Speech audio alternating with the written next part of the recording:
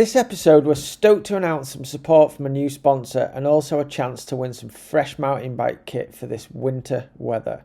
Dirt Ledge makes performance outdoor mountain bike clothing specifically focused on all-weather performance. They are also the original creator of their top product, the Dirt Suit, a waterproof yet breathable mountain bike specific onesie designed to keep you riding at your fastest on the wettest of uplift days or enduro rides. It's available in Gravity Focus Core Edition or an Enduro Focus Pro Edition in both women's, men's and loose fit specific sizes. The suit features a 3-layer membrane engineered to keep the wet out but still improve cooling airflow. 6 adjustable air vents for temperature management, waterproof pockets, reinforced seams, detachable legs and a reflective print. This truly is the perfect addition to your winter riding wardrobe to make the most of the mud and ride further and faster for longer. They've kindly sent me one too, and I can't wait to get out and test it. We've got the conditions at the moment, and this week I'm going to be shredding in the deepest of mud. We're also giving away a heap of Dirt Ledge products over the next 3 weeks, so head to our Instagram and Facebook pages and get involved to win yourself some photochromatic trail spec, a 3/4 Mountie jersey, and the top prize of a Core Edition dirt suit. So a big thanks to Dirt Ledge for sponsoring this episode. Hope you all enjoy the episode and go and check out the products on the website. Cheers. Hello everyone, welcome back to the Stay on Your Bike podcast. Hope you all had a good Christmas period and Happy New Year to everyone. First guest of 2025, I'm really excited to get chatting to. It's a good friend of mine. I've not seen him for a good number of years, but the heritage in off-road cycling from BMX to mountain biking, there isn't many more accomplished people than the person that's going to be on this week. So I'd like to welcome on to the podcast, Rich Houseman. How are you doing, Rich? I'm doing good, Paige. Thanks. Happy New Year to you. Stoked Thanks. to be on you. Good, yeah, great to see you, bud. It's been a while. Just before we started, we were chatting about those crazy fires that are going on in LA, and I'm glad to see that you're out of the way from that at the moment. But just anyone that's listening that's involved in that, we're all thinking of you over in the UK as well, and we hope that all gets resolved as good as it can as soon as possible. But yeah, hope everyone stays safe. Yeah, absolutely. Pretty devastating stuff, but feeling fortunate it is not that near to me. So definitely a huge bummer, and the rebuilding starts now, probably. Yeah. It's gonna take some time. Well, Rich, obviously I want to, go over your whole cycling career, which obviously starts back when you were a wee nipper on the BMX bikes. But before we start off back there, what have you been up to lately? I follow you on Instagram, and you were riding nuke-proof bikes, doing some racing over in SoCal, and Yeah, that was great to see. Unfortunately, yeah, all that went all tits up in February, and we all lost our rides with Nuke Proof, which was a shame. But yeah, give us all a bit yeah. of insight on what you've been up to lately, and obviously still looks like you're killing it on the bikes. Yeah. Well, killing it as a vet bro for sure, but I do still love to ride when I can race. We've got a local area at Vale Lake that has just continued to grow. Our good friend and my brother-in-law Eric Carter runs the joint out there, so it's a 15-minute drive from my door to the trails, and you know it's just an excellent spot for that. I think as far as lately though, maybe over the last 4 years or so and up to this point today is like a lot of family stuff, including my two daughters that play high level soccer. And, I find myself just sitting in a lot of freeways and cars and driving to the next field or the next game or the next tournament. And I definitely went all in on that. They are successful and continue to be successful. My oldest has committed to a school already as a junior in high school, and my youngest is not too far behind that. So I feel like what I've done most is being a soccer dad and traveling around. But when it gets to the point where I just need a break, that's where I fall back to the bike and try to get out there as much as I can. And like you mentioned, you and I were connected in a way of the nuke proof thing for God. I think I actually looked back and it was almost like an 8-year run for me. Yeah, Like it yeah, was, from 2016 on, and then for this last year in 2024, I rode GT bicycles yeah, and hit another patch of bad luck with them. yeah. And so this year, I'm kind of quote unquote on the hunt again, but I'm figuring that I'll land somewhere eventually. There's really not a big rush, but I still plan to continue to ride and race when I can. And as you and I probably both know, the bikes are going to probably always be there, right? Yeah. So that's what I've been up to lately. As opposed to, or not opposed, but I still do have my day job that I've had for the last 21 years working at Hook It, Yeah. and that's it's been a learning process, but also like super thankful for what I have and what I've done and like what it's provided in the world of a real job, if you want to call it that, and still doing it today. So that's probably a quick little recap. Cool. And yeah, just for people that don't know, give us a little bit of info on Hook It and how that works. I mean, I remember when first got involved in that, and as you say, Yeah, the time flies, but that's going back a good yeah. time now. And you were right in there at the start. Yeah, I mean, I'm sure we could probably even have a whole other podcast Of on course. what it's all about, and it's certainly taken on a few new lives and a few different branches off of it. Kind of the cool thing is that I'm still in charge of and managing the original business model of it, and the premise of it is athletes, or in our world it would be riders, create a profile online. They're able to update that profile as if it was a resume, send that over to the brand partners that are using the service as well. Yeah. And basically the brand and the athlete talk through the platform, and it's in the form of sponsorship. The bread and butter of the sponsorship is at that grassroots level, but in tiers, right? There could be a 20, a 30, a 40, a 50% off type deals. Mhm. And the software for the brands works as a way to keep paperwork off desks, keep it efficient and manageable from the brand manager side. And then from the athlete, sort of the same concept, right? Keep yourself organized, have a running profile of who and what you're doing. And um, I help to manage the brand side of it as well as the support for the athletes. And I kind of bounce between both of those. And there's probably, I think, close to 55, 56 brands that are on the network still. Wow. And it's amongst not just cycling, of course, it's moto, BMX, mountain bike, even snow and skate and wake, pretty much any quote unquote action sport that is out there and popular. There's probably a profile for it and a brand that's supporting it. So that's what No. I do day to day on that. Yeah, there's probably a lot more to it, but that's a good enough synopsis of what I do.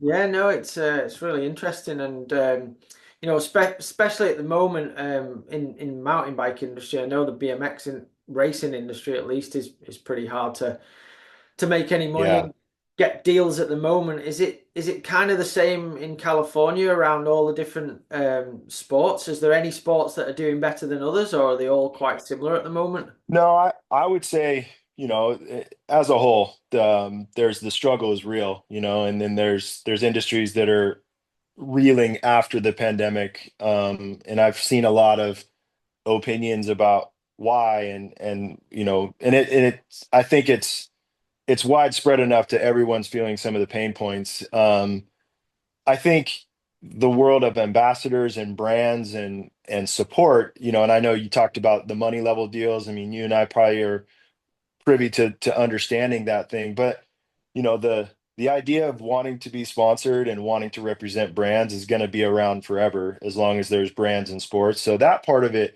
there's never been a dip, and there's never been a group of people or a group that's like not interested in that. But I've seen I can see it from the sales point of view as well. And yeah, the sales are down, but the interesting thing I think is, we have different product categories that are offered through Hook It, meaning like, plastics for moto or goggles or gear and, or air filters and the necessities, things like air filters and tires and goggles are still doing great, right? Because there's that you need to have those items to go do the sport.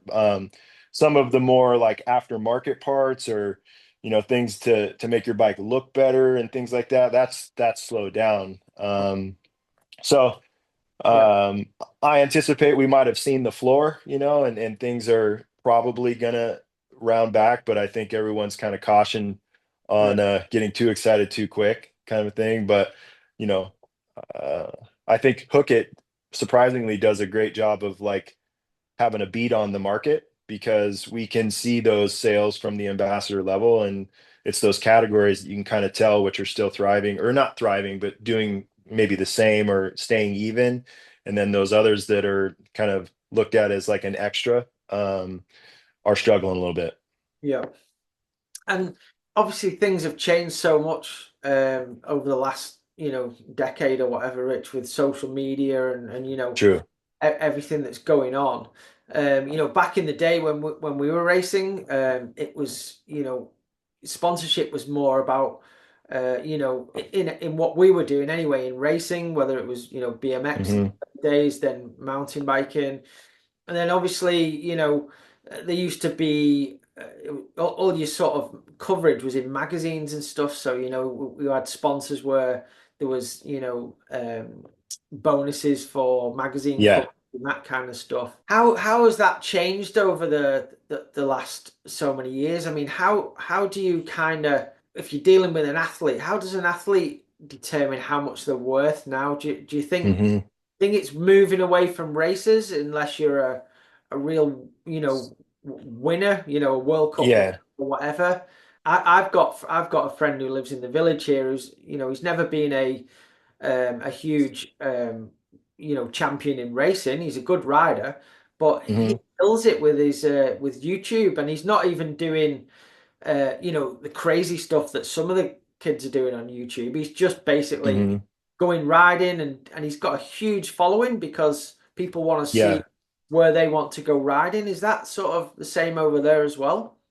Yeah, I would say it's a heavy question, and it encapsulates a lot of different points that you could make. You know, I I never want to claim, or I never want to come across like I'm a know-it-all on really any of those. Besides what you mentioned is I remember what it was like to be a racer without social media, and yeah, I mean the magazines where even the pros waited till the latest magazine came out to see the latest news and the latest cool thing, and that clearly has changed. I think I can speak a lot for and towards the that racing or competitive athlete that uses social media, and I do think there are a lot of similarities in a sense that your job is still to promote the brand. Your job is still to sell product, whether you're getting a discount or you're getting paid.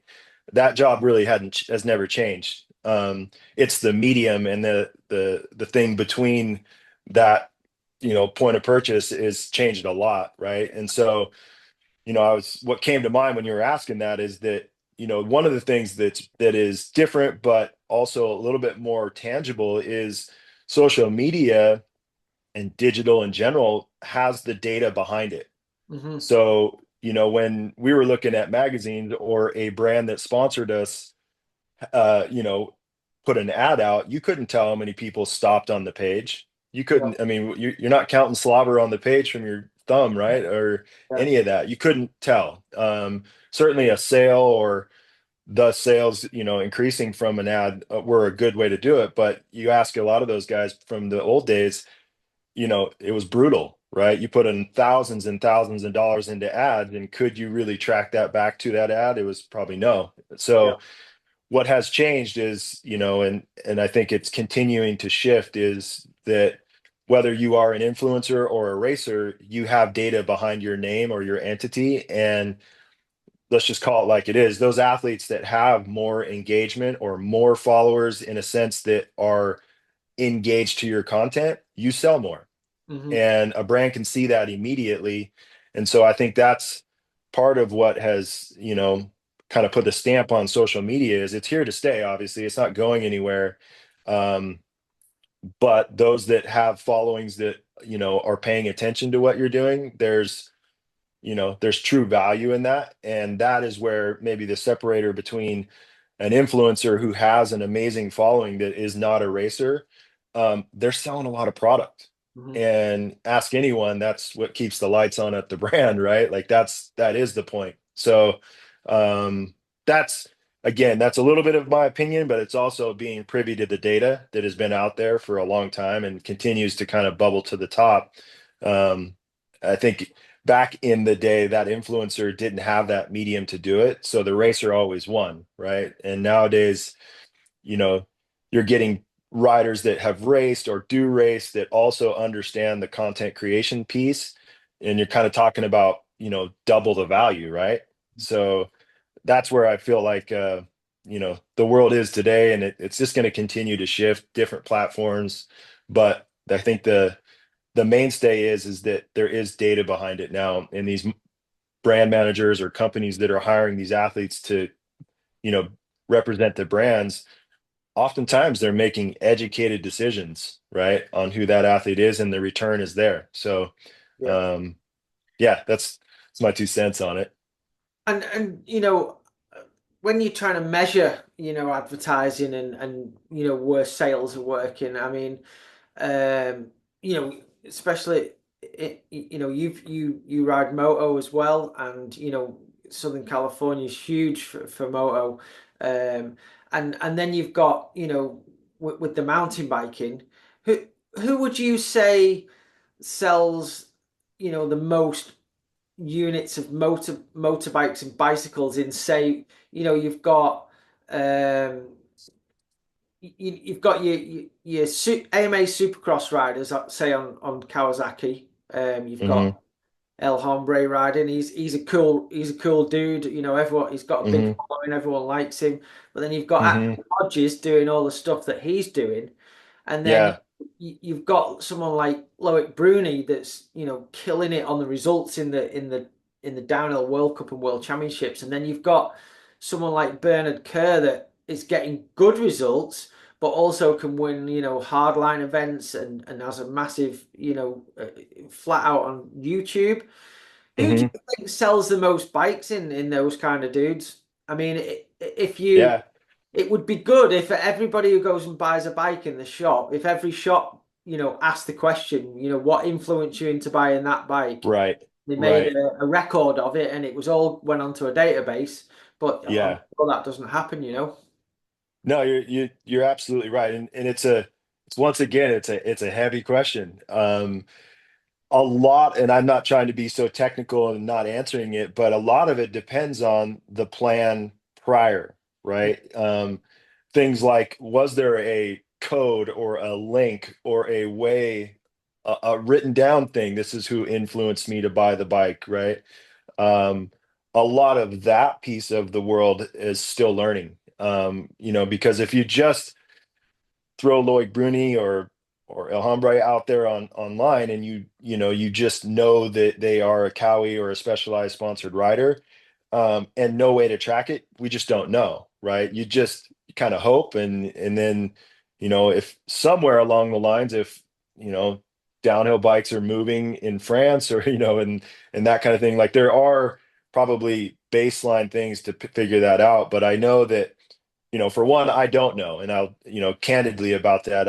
I think it was interesting, the two riders in the program that you brought up, because I have experience and I do work with the Kawasaki brand on Hook It, and um, kind of know the inner workings behind that, and not necessarily who's getting paid what, but the dichotomy between an Axel Hodges and a racer is very, very real. Yeah. And um, I know that there's things that probably people aren't thinking about day to day, but like, the what Axel does on a motorcycle inherently is lots gnarlier or more dangerous in the world of like seeing that, compared to, on a closed in track with helmet and gear and everything on from El Hombre. So, there's that branding piece too, like who are you marketing to and who's the audience? um, both of which, Axel himself is a individual who I've talked to. I know the family a little bit, and I also knows the data behind him, and he's a powerhouse on social media. Of course, I mean it's not hard to see that. And I think, in his own way, El Hombre's created a brand behind who he is, and has done a great job with that. So it's a heavy question. I think, part of what I think is going to continue to evolve though is the planning behind um, that relationship between the brand and athlete, all the way down to things like, how many times a month and week or day that you post for that brand, and the obligations behind that. That part of the world is probably sharply evolving in a sense where there are brands that have a beat on, that particular type of data that are, in my opinion, they're winning right now. And we don't know because a lot of it's behind closed doors, but I think that question is there, right? And those are valid questions from your point. And those that are probably tracked and moving units are the ones that are going to keep their job moving forward. Yeah. So, I know probably didn't answer it to the T, but No. at least I've seen different points made, and I've seen where things are headed. Mm-hmm. And before I move away from the moto, because I know you're pretty knowledgeable on it, and a lot of people that are listening, bike riders, we all love riding motorbikes from time to time as well. Um, what's the biggest scene in Southern California? Obviously, is it still motocross, or has the off-road side of things picked up over there? And that the off-road sort of thing in the UK, from my limited knowledge, seems to be as big as motocross tracks, Yeah, yeah. what's it like over there? I would say motocross track stuff is probably still king, and still rules in our area. There's enough tracks within 100-mile radius that are legal to go to, and those trails in those areas of California that you could actually ride 20 years ago are gone, Yeah, or illegal to go to. So I would say the track scene is probably still the one that you would have to tout as like the marquee out in our area anyways. And even a little bit more specific, as that pandemic hit, it was the minis and the young kids that exploded at the track level. A lot of the families went and bought motorcycles, dads that were from SoCal that knew the scene, yeah, got back into it. And, I heard, and I'm around a lot of the promoter level from the local events. And all I heard during in pandemic, and it's still there to now, is that like there was like gates full of mini riders, and having to expand on classes at the mini levels. So, I really. think that was a byproduct of what I saw in our area from the pandemic. And but, just to, at least from the off-road mentality or off-road scene, it is by far one of the fastest growing segments in the country, though. I work closely with the GNCC or MX Sports that are behind that, and Yeah. their numbers and entries and participation at their like national events is extremely up and high. So, I think the scene is good. Just in our area, though, you can't go on the trails without getting busted. So that's kind of probably limits that. So is everyone blasting around on the electric motorbikes and Surons and stuff? I mean, Yeah. we've got Surons in the UK, and I actually got one in the pandemic because where I Did used you? to, yeah, where I used to live, we bought an old farm, and it sounded a little bit like your place. We had some land, and we built a track, and we were all Yeah. ripping around the track on the Surons. And but when we went to California last year, I was amazed. People were just cruising down the streets on them. Yeah. Yeah, That's they are. mental. Uh, they are illegal. How they're getting away with it, I don't know. And there's a pretty good scene with them. I mean, shoot, there's a Velo Solutions pump track near our high school that I ride all the time, and um, wasn't that long ago. There was a group of kids that came out on Surons and were just shredding the pump track. I mean, doing things that like were totally impressive. I didn't know who they were. I like, paid attention a little bit, and come to find out they were like, ripping amateur moto kids that, Yeah, because they clearly had some skills that were like yeah, way above. But there does also seem to be a bit of a like street scene with them, guys that just like to do wheelies, and stand on the back and do wheelies and stuff. There's that scene too. So they're around, and I imagine they're not going anywhere either, at least in our area. Yeah, yeah. Mad, but I mean, it's crazy. Like we'll get onto it now, where we started off and you started off. But when we were kids, we were always out on our bikes, but there wasn't Yeah, as many options as there is now, was there? right. It was basically a moto or a BMX bike, wasn't it? There wasn't all the different things. Yeah, There wasn't even real mountain bikes. There wasn't really, anything else.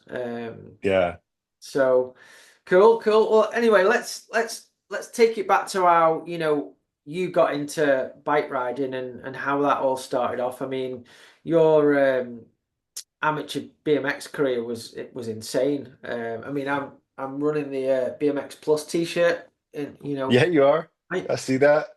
I mean, just to give people a bit of an insight, you're a bit younger than me, but the influence that you guys created over in the States with BMX Plus and BMX Action and all that, those magazines came over to the UK, and Hmm. we had a few series where the US pros came over and raced over here.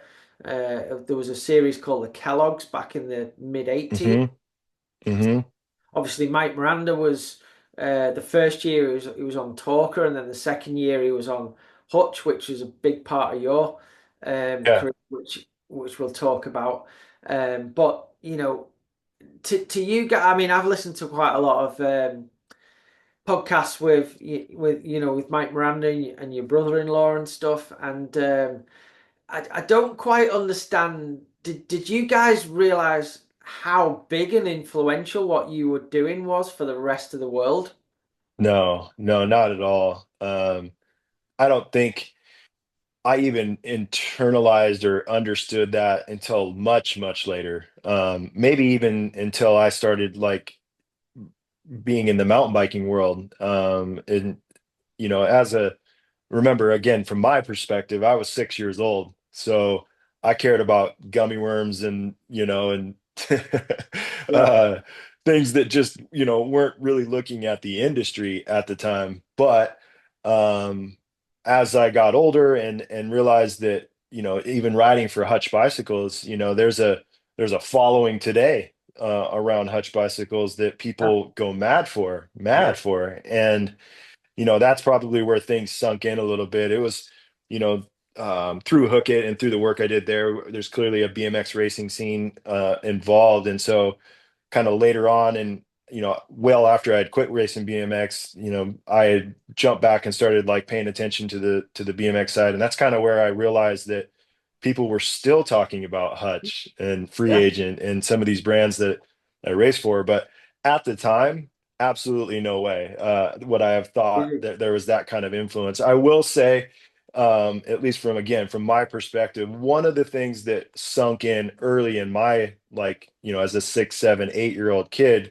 was, my first year with Hutch was when I was 6. I raced all the nationals, and I remember you know, my we got better bikes or new bikes and new gear.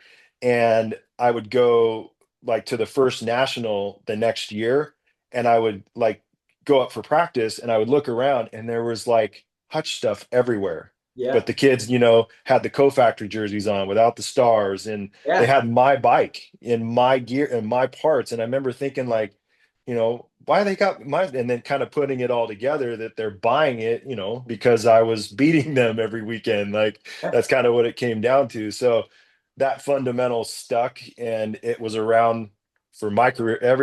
Every year I got a new buy or a new gear, then it was like 6 months later, everyone had it, yeah. and so I at least understood those particular fundamentals. But yeah, I didn't know at the time all the ins and outs. Yeah, that's crazy.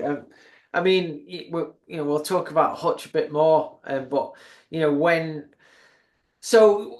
we've talked about things that influence us to buy a bike and stuff. Yeah. I'm not sure that I guess I have been it.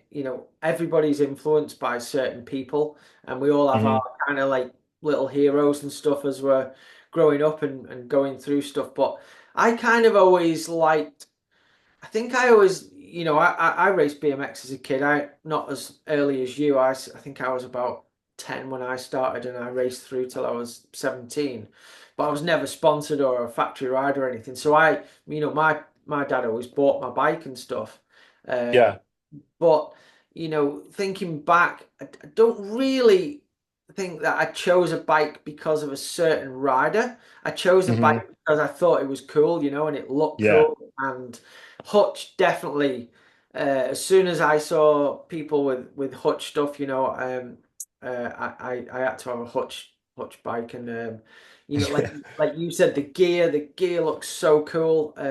Yeah. My poor mum spent like 90 £100 on some JT Hutch race pants, and uh, Yeah. I think my bike was like I had a Hutch Junior when I was 12, I think, and I think that with the spec I had it built up, it was about 600 and odd pounds in like 1983, Right. 1984. It's crazy, It'd be a couple grand at least these days, wouldn't it? Oh, way Like, more probably. yeah, yeah.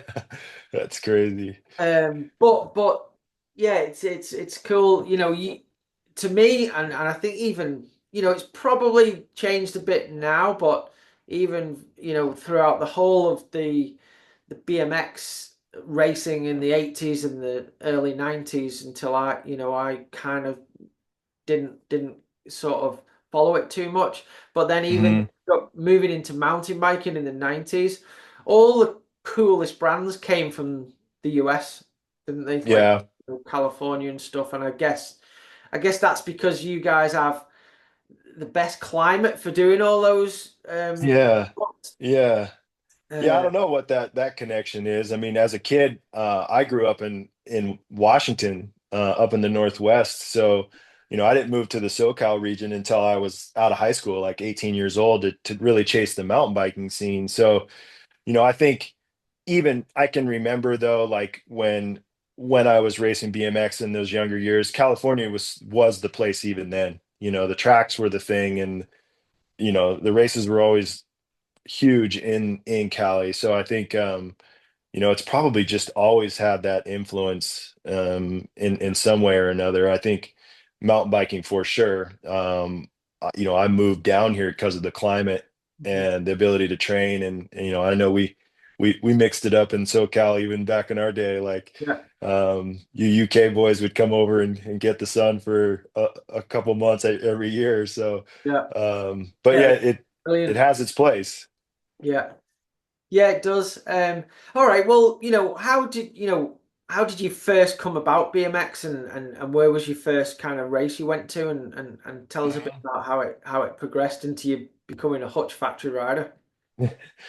Yeah, so I'll try to jog my memory as best I can, being a 6-year-old. But there's a story that's it's kind of fundamentally been where I started. And I told you earlier that I listened to uh, your podcast with Brian Lopes, and I found some similarities. I think he flat out just said his dad, kind of got him into it, had friends that raced, and that's loosely or enough of what I remember I started racing when I was 4.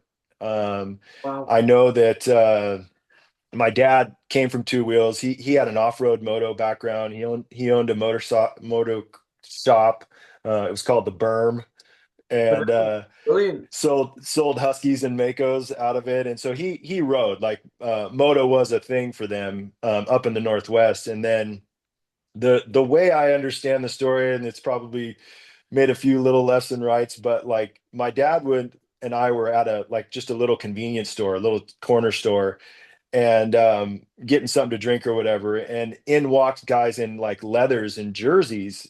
And my dad was friendly enough to be like, "Oh, you guys going riding?" And we didn't really look outside. And like we walked out and they had this like car with BMX bikes like hanging out of the trunk. And he was Yeah. kind of like, "What? Like, where are you Yeah. guys going?" And like they said something along the lines of like, "Come out to the local track," which I think is still out there. And it's in Sumner, Washington. It used to be called River Valley. I'm not sure if it's still called the same one, but again, the way the story was told was that they said, "Come out and check it out."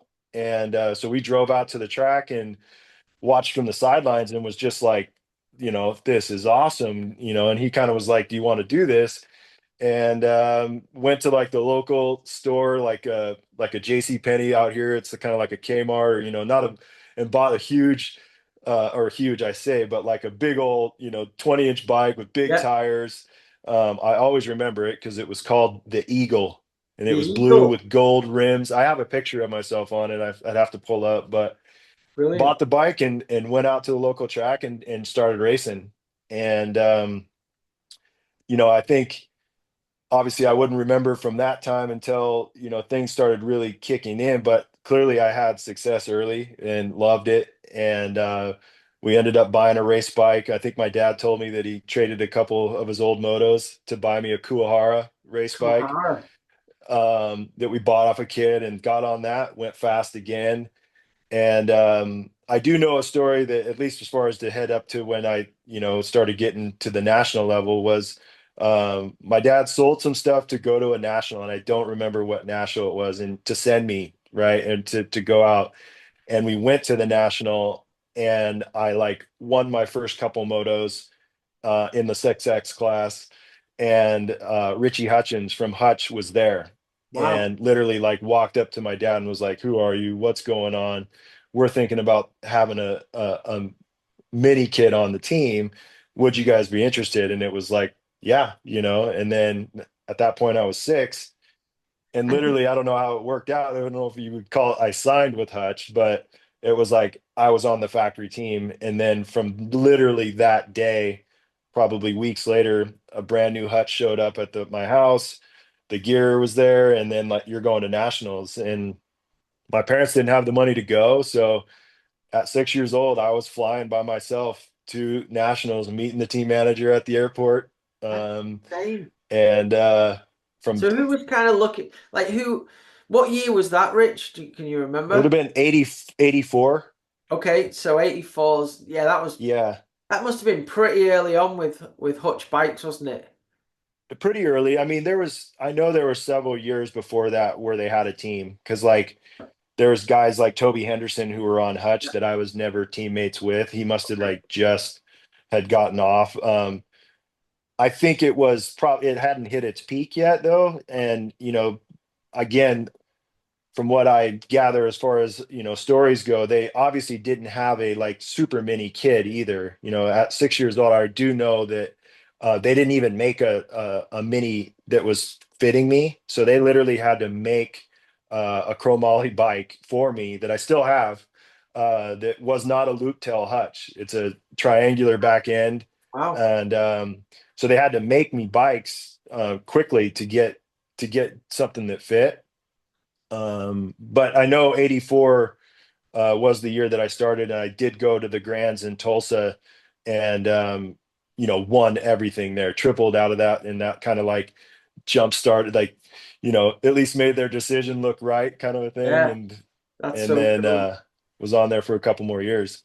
Yeah, and I mean, just the Hutch to people that don't understand, Hutch definitely it was kind of like in where I grew up anyway. It's kind of what your local BMX shop sells is cool. You Yeah. know what I mean, and they have a team. I started racing properly in '83, and Okay. we had a BMX shop called Allen's BMX. That was our local bike shop, which is still going to this day. Wow. Allen's super. Important to the whole story of BMX in the UK. As a 15, 16 year old kid, him and his dad, same with you. They were kind of into moto, and then this BMX came over to the UK. They went over to California and got some brands on board to import into the UK. Um, Hmm. so like the kind of coolest bikes around where I lived, because Alan had a team, was Robinson, and he sold Yeah. Robinsons. Um, Yep. and I had a Robinson, and again I had like the not the factory kit, but the kit that you could buy, like you were Yeah. mentioning, you know. But then Yeah. once Hutch came into the UK, it was like, just to me anyway, it was like another step up. It was like Hmm. it's like the Ferraris of BMX bikes and kit, and they just look Yeah. so cool. Um, but Yeah. not just the bikes and the kit and the teams, like people that had other bike brands. Everybody wanted a set of Hutch pedals and Hutch hubs. They Yes. they made the coolest shit, didn't they? Yeah, they did. And again, I look back on that and I think, I have my perspective is that they also had, the fastest riders. Yeah, They were winning the team trophy every national. No expense was spared. The pits were dialed, the bikes were dialed, the riders were winning, and I think that had a ton of influence. I mean, yeah, and I think that's where I was telling you earlier is that like I clearly saw the connection between the stuff that I was writing and then the stuff that people wanted to buy. And yeah, uh, again, it just has that like folklore around it that it was that cool. And there's probably not a single answer why, but at that time anyways, winning races and doing that kind of thing had a huge influence on what it was probably perceived as. yeah. And I mean, I think. The bikes were really expensive. I mean, I know my mate got a Hutch Pro Star when I was about 12 or 13. He was probably 11, and a Hutch Pro Mhm. Star in the UK was £1,000 in 1980. Wow. I mean, Wow. that's insane. But people wanted them because it was that expensive and that exclusive. Uh-huh. People bought them, and I guess Yeah. that's a little bit like in mountain biking. You see there's you see a lot of people riding around on Yeti bikes and pivot bikes.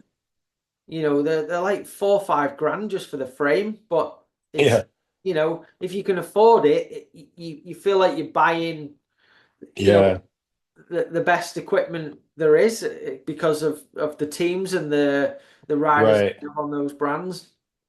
Yeah, it Uh, kind of answers a few questions for those folks that are, yeah, wondering, does it work or is it going to be okay? And I think, that type of influence from the racer down, I think is still has got its place, right? I mean, if it's good so, enough for Bernard Courage, it's good enough for you. yeah, And, some of the legends that have raced for Yeti, yeah, um, I think it's kind of the same idea. I think I know today that like being, shoot, guys like Mike Miranda was my team manager on Hutch and, Eric Carter, himself is the legend that he is. And a lot of some of those names are still talked about in the yeah. world of BMX, and I think, clearly that was their influence and what it did to the folks that were going to buy those products. I think it cemented their decision, like, and I think hopefully that kind of stuff is still happening today. I think there's a lot of options out there now for sure, but There is, and I think that's maybe what's kind of I don't know for sure, but I'm looking in from the outside. But it seems to me, in the world of BMX racing now, there seems to be just so many different bike brands that I don't even know or heard of, and uh, yeah. maybe and the same. I think it's going the same with mountain biking, and maybe this time now where people are struggling after the pandemic, Mhm. the sales and stuff. I think maybe there's a number of companies that needs to be able Yeah. to sponsor riders and have those cool factory teams and then sell the products to fund those programs. If there's too Yeah. many brands, everything gets diluted too much, doesn't it? Yeah, totally true. I saw it in BMX for sure. I mean, back when we were racing in the mid 80s, there was, maybe four factory teams that were very, very recognizable from the uniforms to the bikes to everything. And I remember jumping back into the BMX scene years back, probably like late or early 2000s. And, I couldn't tell what was a team or what was a factory. And they would say factory this, and I'd look out there and I'd be like, yeah, but there's 25 logos on their Yeah, jersey. Like, like, yeah, what are you talking about? And I know the world changes and so does the industries. And I think there are still some iconic brands. I mean, you mentioned Yeti. I mean, I think you got to put Specialized and Trek and some of those names in the hat too. But I do think, in my opinion, anyways, that there will be some brands that are weeded out through this next shift into the industry, and maybe that'll, put the focus a little bit better in on some of the programs. But I don't know. Don't But there know. does seem to be a lot of options. Yeah, yeah. Cool. Well, tell us a little bit about, obviously you said you were going off racing nationals at 6 years old, jumping on an aeroplane and stuff. I mean, can you imagine in this day and age sending your No, 50-year-old kid off on an aeroplane to go and no race, way. you No know? way. I mean, and I have a little bit of experience with it with my girls. They traveling for soccer and stuff. They're with their team club and stuff. And they, like, my oldest is 16 now, but when she was probably 13, that club had some travel trips where they went and with a chaperone and stuff like that, and flew not by themselves, but like that's Yeah, where it really came up, where I'm thinking back, like, and of course, I remember when they were 6 and 7 years old, and it's not even a question. There's no absolute way. And times were different back then. yeah, And I think you might have said this in your Brian Lopes podcast, but he was talking about like things he learned as a kid being out on the road. And I would come home and say things to my parents that I heard and yeah, had no idea what they were, yeah, and yeah, my parents were just like, okay, like, but I mean, it wasn't even just nationals. I mean, I was probably gone from the time I was like 6 years old. I was in kindergarten here in the States. I started leaving twice a month on like I would be gone Friday and Monday and do the weekend and fly out. And there was times when we would go back east and do like 3-week tours yeah, where all of the team would get in a motorhome and travel down the East Coast and do clinics in between and race. I mean, and I would be gone for that long. yeah. And I know I learned a lot. I think one of the quotes I heard Brian say was like he learned what not to do, and and I totally related to that. Like whatever would go on and there'd be trouble. Like it was pretty clear that there was trouble and what they did. So I learned like don't do that. Yeah. So, um, but And I mean, yeah, totally different times. on the Hutch team, I mean, you mentioned, Eric Carter and Mike Miranda. They're not the Yeah. most, they're not the most sensiblest of guys, are they? Do you know what I mean? No. Yeah, some of the stuff that went down on those tours in the motorhome are, you know, even today it probably would never get away with. And so, I just remember, like when things got kind of gnarly where they didn't want me to see, they would just say, "Rocket, go back in the motorhome. Go sit in the motorhome. Go to sleep," and that was my cue to be like, "Okay, this is getting too gnarly. Like I I'm better gonna just go lay go. down in the motorhome." It was just my safe spot. So But I it's mean, funny. that's cool that they actually, thought to do that. I mean, that's Yeah. uh, Yeah. but man, I mean, thinking back now, that's such a cool experience for you to have done it as such a young kid. It's pretty cool.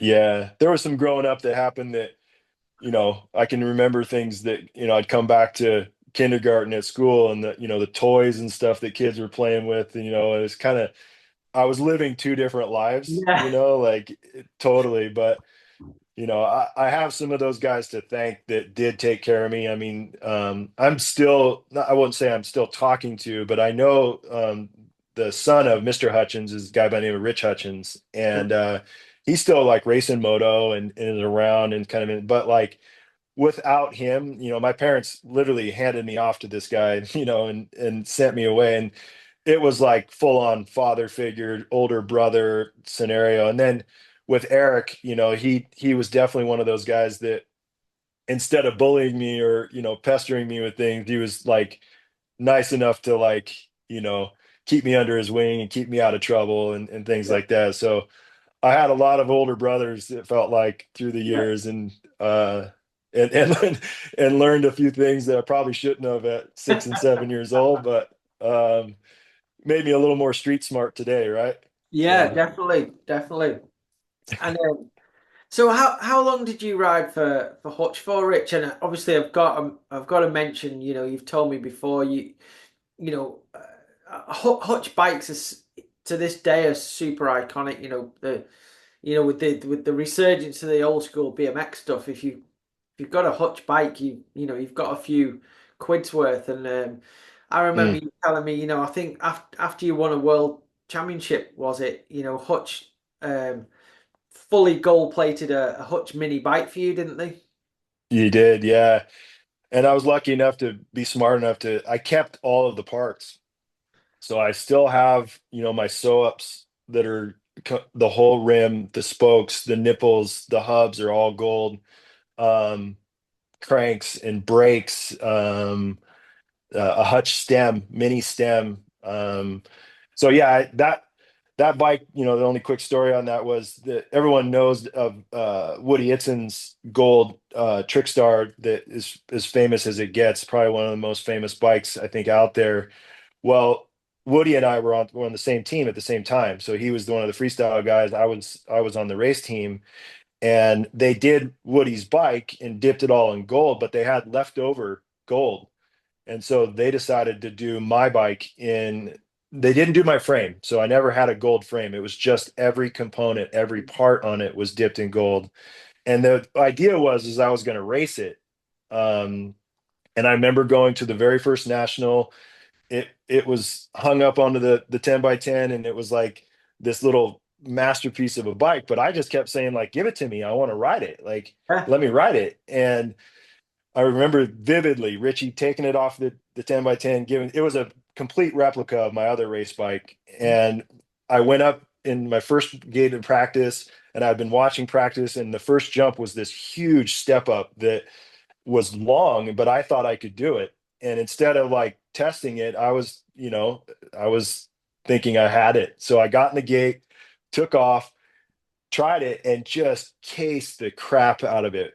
And when I landed, it popped a gold spoke out of the rear wheel. No way. And I was nervous, and you could hear it, like, and our tent was right by that gate. And I knew Richie was going to be mad at me. And I rode back, and I literally rode to him, and he just was like, come here. And he grabbed that bike and took it out of my hands, hung it back up on the 10 by 10, gave me my other race bike, and was like, you're not riding that thing anymore. And so today, that the rear wheel has one regular silver spoke in it because they No fixed it way. at the time. And No way. yeah, but yeah, and that's again where I learned that the Hutch had its fun. I ended up posting that bike, and I have a set of my old gear that says Rocket on the back, the old JT gear, and I put it on a vintage site, and I said, like, just to check it out. Yeah. And the emails and the comments, and like people were offering me thousands of dollars just for my Hutch mini stem. Yeah. And like, because there is, from my knowledge, there is no other mini parts dipped in gold. Like, there's only one. Yeah. So, Of course. I know it has value, but Yeah. um, but yeah, that's a little story I remember on that. That's awesome, man. And so how many years did you ride Hutch for? I would have been from probably late '86, and that's where the team kind of started to go away. I was one of the last on the team. I held out for as long as I could, so I think it was effectively probably 3 years. Um, and then I went from Hutch to free agent, Free agent. and rode free agent for a couple years. I know I And have a that was little bit of go ahead. cool. That was a super cool brand as well. I had a Yeah. free agent cruiser because they were quite small. I remember like low Hmm. top tube, and I wasn't very tall. Still not very Hmm. tall. But as a 13-year-old, I was one of the smallest guys. But um, Yeah. what happened with Hutch then? Because obviously they must have been super successful. Everybody wanted a Hutch. Yeah. Kind of what Yeah. happened? What happened with it? Um, I don't know. I mean, clearly I was only probably 8.5 years old. Yeah. I was dead set on staying with that team forever. I mean, they had absolutely spoiled me up and down, so there was no reason for me to want to leave. But I think they overspent, Okay. and kind of and went maybe too big. That's my mindset on it. There's probably a real story behind it. I know, unfortunately, Mr. Hutchins has passed away not too long ago. I'm sure he would know the story, but all I remember is like hanging on to that last and final like phone call from Richie Hutchins, like, hey, it's just not going to go for. And I believe, at least as far as I knew, I was one of the last on. Yeah. And then, but I really don't know exactly why, from the business side of things, like why it went away. I know free agent was already and gonna be kind of like the next best team. Yeah. So that was kind of a no-brainer for me. Yeah. And went on to have a lot of success there too. I think there was a bit of a stat that back in the day, like team trophy or team titles was a big thing, right? And so I think for the 3 years I was on Hutch, we were national number one team. And then Mhm. I switched to free agent and we won it 2 more years in a row. So probably like 5 years in a row, Wow. I was on the national number one team. So um, I know it's probably a stat maybe a couple of other guys might have in their back pocket, but Yeah. probably not too That's pretty many cool, that are that. on that stat. Yeah. And from what I've learned and heard over, people talking, free agent didn't just make bikes for themselves. They made lots of people's bikes who rode for other teams as well, didn't they? Um, Like I don't know cycle that. bike. I do know, the original owner, Yvonne Shoup, who's like they were made in her garage. Yeah. Like there it was like early days was from that level. It could be that, as things progress, and I think they did quickly, that might be the case. But again, I was 10, 11 years old and not really caring about where those bikes came from as long as Yeah. they were coming. And so um, yeah, that might be the case. I know clearly free agents, shifted owners all over the place over the Yeah. last 15, 20 years, but that might have been the case. Uh-huh. And because you were so young, did you even, did you ask for certain bikes to be made, or did you basically just jump on and ride whatever they gave you? No, I would say from all the way through, because I mean I went from uh Hutch to free agent to Redline, and I I think every bike I had was custom.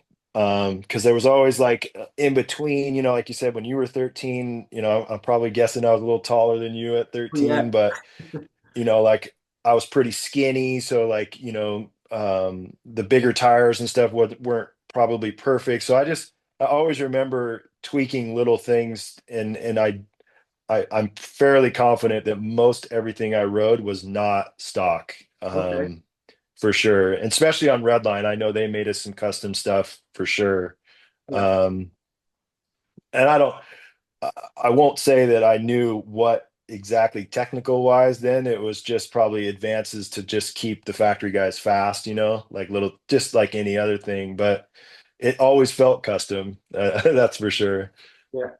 Well, I mean, Hutch, free agent, and Redline, you couldn't get much better brands to be on a factory team with. That's insane. Uh, Yeah. and out of all those that periods of those three factory teams, what I mean, you won so much stuff, but what races meant the most to you looking back now? Would you say?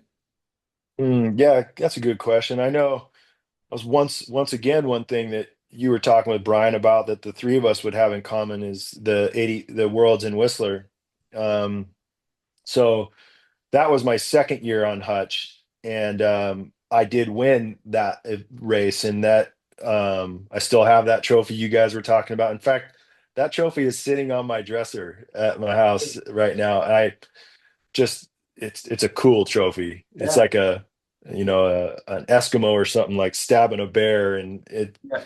it's just something like I've never had. So I kept that thing. But I would say as a 7-year old, that was a big race to win. And then I did win the Grands several years, and that was and was age group number one at the time.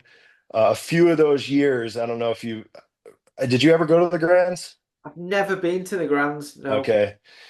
That was obviously the race for us over here in the States, but like I don't remember the exact year, and I'm trying to even remember if it was the free agent or Hutch year. I'm thinking it was free agent, but I'd won enough nationals and had enough points as an amateur that there was like the race to be national number one amateur. And in order to even be close to winning it, you'd have to win your main. And they make a huge deal. Like they would stop the race and they would announce everyone on the gate in the main and where your points were at and if you won, where you would be. And I remember winning, I wish I knew the year, but like for at least like a couple main events before the kid that had more points was going to win. Like I was the national number one amateur. So that sticks out. Brilliant. But yeah, I mean, as far as the BMX stuff goes, it almost feels like a blur, like it got to a point where, just it was just the next national. And, like, and unfortunately, I never did win another world championship in '87 in Florida. I believe I got second behind a kid named Franco Gregory. But yeah, it would probably have to go all the way back to the Worlds in Whistler. That would probably be the most memorable from the BMX side. Cool. And I've listened to a few people from America because your series is and the grands and stuff. It's such a big thing. Is was the World Championships bigger to you guys, or was it just another race? To me, it was just another race. Yeah, Yeah, and I don't know if that was just because the series, in the States was so big and it felt like everyone wanted to be there, yeah, in the States. I think the world's had its place. I know, it wasn't like that wasn't a big event, but I felt at the time, anyways, that winning the grands was by far the biggest thing. wow, yeah, Yeah. cool. That's amazing. And so with all that success you had in the BMX, when did you decide and when did you move straight from BMX into mountain biking like a lot of people did over there? I didn't. No, I believe quit racing BMX when I was around 15, Okay. maybe 16. I think it was like I want to say it was like 93, somewhere around then. It kind of Um dived off a bit then, hadn't it? a Where- little bit and even more thing like I was burnt out. Yeah, I'd kind of done a lot of racing by that point and I know that there was, obviously the idea of turning pro, and I was like right between that. Like I was at 15, and you couldn't turn pro, I don't think, until you were 17 at the time. yeah, So like, yeah, I was burnt out a little bit, and so I actually uh, put the bike down and sort of quit. And that was when I was just getting into high school, and I gravitated towards playing basketball. yeah, that's right. Um, I found the team sports and I'd never done them. And so like it was just a very, very new but fun thing for me. So I started playing basketball in like the middle school. It wasn't very good, but then the year before I went to high school, I put a lot of effort into it. And by the time I jumped into high school, that's what I wanted to do. And, made our varsity team and all that kind of thing in 10th grade. And I was convinced that that was my calling. Like I full in for basketball, and then it wasn't until my senior year of playing basketball that was at that moment where I had a choice. I had a few colleges looking after me, and like there was that idea I could go play college basketball. But my little brother Gary, he had continued to race BMX, and he did go from BMX straight into mountain bikes. And so he was actually racing mountain bikes for like a year before me. Okay. And this was up in Washington, and it, things started showing up in the mail for him, like downhill bikes and the kits, and like I remember thinking like, man, that looks pretty cool, and Yeah. like kind of was like, you know, thinking I could do it, but I didn't know, right? And then sort of without me knowing, my dad rounded up a bunch of BMX frames that we had in the attic and went to our local bike shop and traded the guy for like six BMX frames for a Foes, what was the Foes Mono or Foes, Wow. I forget the name, but for a frame. And Yeah. literally came home and was like, hey, hey Rocket, you want to try this? And so I was just like, yeah, I'll go give it a go, and rounded up enough parts and literally went to the first local downhill and was just like the bug bit me again. And like I pretty much bagged the idea of playing college basketball and was like, I want to race downhill. Like this is way too cool, and just was like fully into it. And that was my transition from no bikes to Yeah. then getting on the mountain bikes. But I did have quick success on the downhill side. Like I Yeah. think I started racing like late 95, and 95. then in Wow. 96, we went to Mammoth, which was our like US national championships, and they were still racing the kamikaze. Uh-huh. And at that point, dude, I was like, 6'3", 200 pounds, and just smoked him on the kamikaze, like won the national championships, my first national. Wow. And so that by winning that, you were the junior national downhill champion. Yeah. That funded your way to go to the worlds. So Wow. my second national was the Cairns World Championships in 96 Wow. as The a one that junior. Palmer nearly won. The one that Yep. just lost Yep. out. Well, and so Exactly. were you sponsored then, or were you on your own No. still? Yeah. It was, EC Eric, he was pretty, well, he was getting going. Like he had support. So I was definitely like piggybacking off of him a little bit, getting parts here and there. I did not have, besides the local shop that was in Washington that kind of helped me with some deals on parts. But at that point, I was not sponsored. I went over to the Cans. They funded my ticket and everything. Uh, but no, I didn't have any proper sponsorship at there. But I did good at Cans. I was sixth there, and there was the Wow. top American in the junior there. And so that basically Remember who? started. Can you remember who you were racing against then in the juniors? Yeah, it was Gracia. Yeah. This kid named Andy Bueller won. Yeah. Um, GT. yep. I'm Yeah. trying to think of who else might have been there. I forget at this. I know Gracia and Bueller were there. I think there was. I can't remember who else was there, but I was completely a fish out of water. I mean, I was running flat pedals. I was, What's wrong with that? I can remember. What's that? What's wrong with No, that? nothing. I ended up, in the last 10 years, that's all I run. But I do remember, the reason I say it is because the the qualifier at Cairns, it rained in the mud, and Slick the there in the mud. track was so slick. And I remember it was dry all the way through practice, and then it started raining. And I literally remember going up to Eric and being like, hey, they're going to postpone the quali, right? Like, it's raining, dude. Like, it's too muddy to race. Like, because it was just pissing rain. Yeah. And I think I qualified way back, like in the 30s. I remember my feet were off the whole entire time. Like, No way. totally didn't know what I was doing. And but in the main, it dried up a little bit, and I did good there. And I think that's obviously, I would call it the jump start of the mountain bike career, because I caught the attention of some brands and then literally signed with Rotec bikes the next year. Tech. Okay. Um, Yeah. so, I mean, yeah, again, we got some Rotec bikes in the UK. A good friend of mine, Johnny Cheatham, ended up riding for Rotec in the Hmm. UK. I think Glyn O'Brien rode for them as well. Um, but um, what was the guy, the pro rider that was Rotec from the States? What was his name?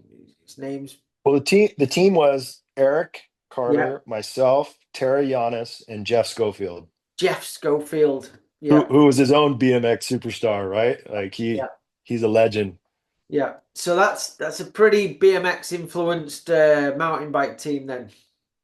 Yeah, most definitely. And I mean, I remember also, I keep drawing some parallels to Brian when you're in your podcast with him. And I think at the time, it was downhill that I wanted to do. And like, I wanted to be good at downhill, and slalom was, I don't want to say it was easy, but I could do slalom. Like it was like downhill was way more of a like overall challenge. And, like it had that prestige around it. And if you were a downhill champion, there was a lot behind that. So, as those early years, I mean, definitely even with Rotec, it was all about the downhill stuff for sure.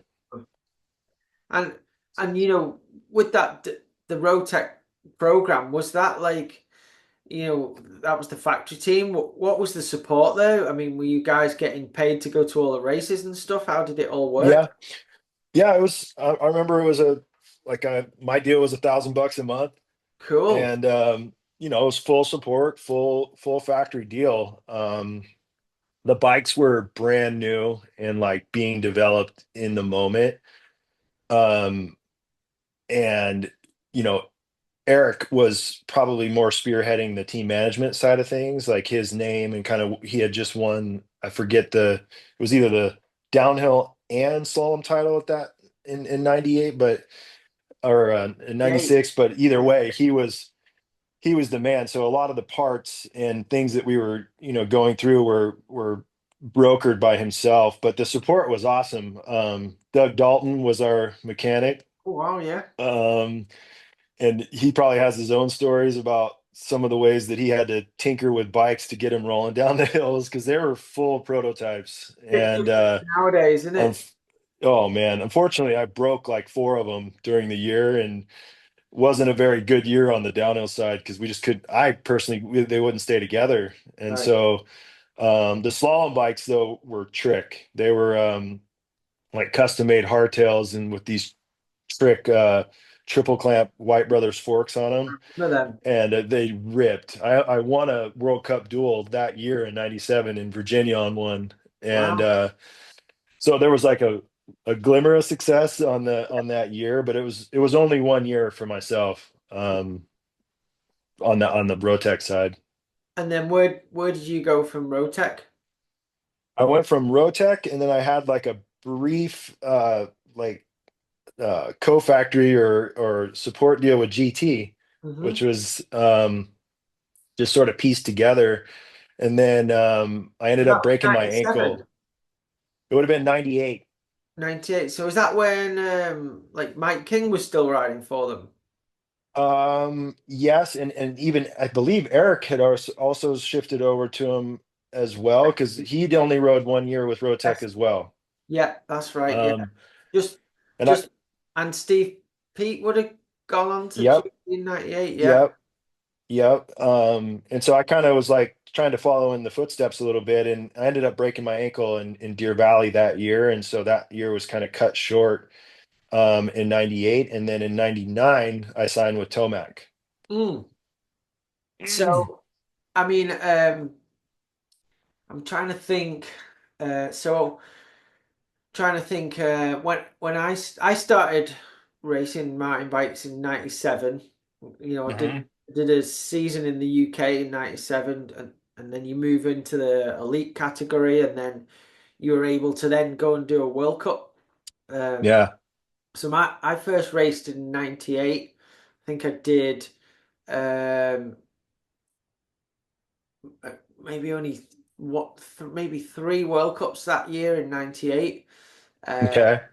And then 99, I came over. I was riding for Intense, like a UK Intense team in 99, and came over and raced at Big Bear in 99, which Uh-huh. you were there. I remember, Yeah.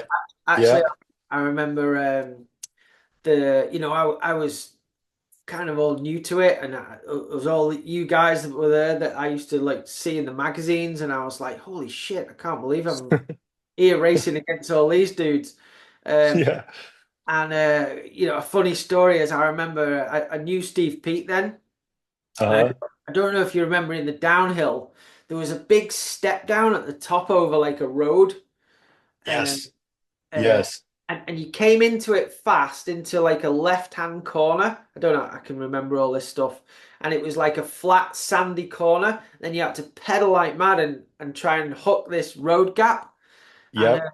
Steve Pete was like, "Yeah, dude, it's easy. Just follow me." Obviously, Petey's got about four times more leg power than I had.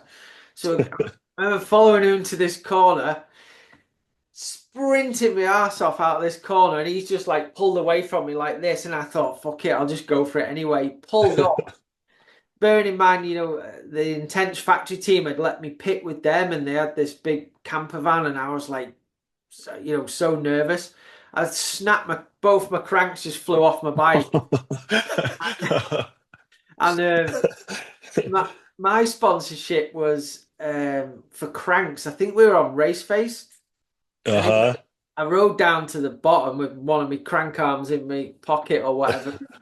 Got to the bottom, and I don't know what happened, but I ended up at your Tomac pits, and Tomac gave Yeah, me a pair of cranks, and yeah, I, we were running race face cranks, I think. yeah, I remember seeing you guys, and then the next thing that happened, I was in the slalom, and I was up against you. Maybe it was the second round or something, and it was when Uh-huh. Jacobs used to remember he made them store walls and stuff. Yeah, yeah.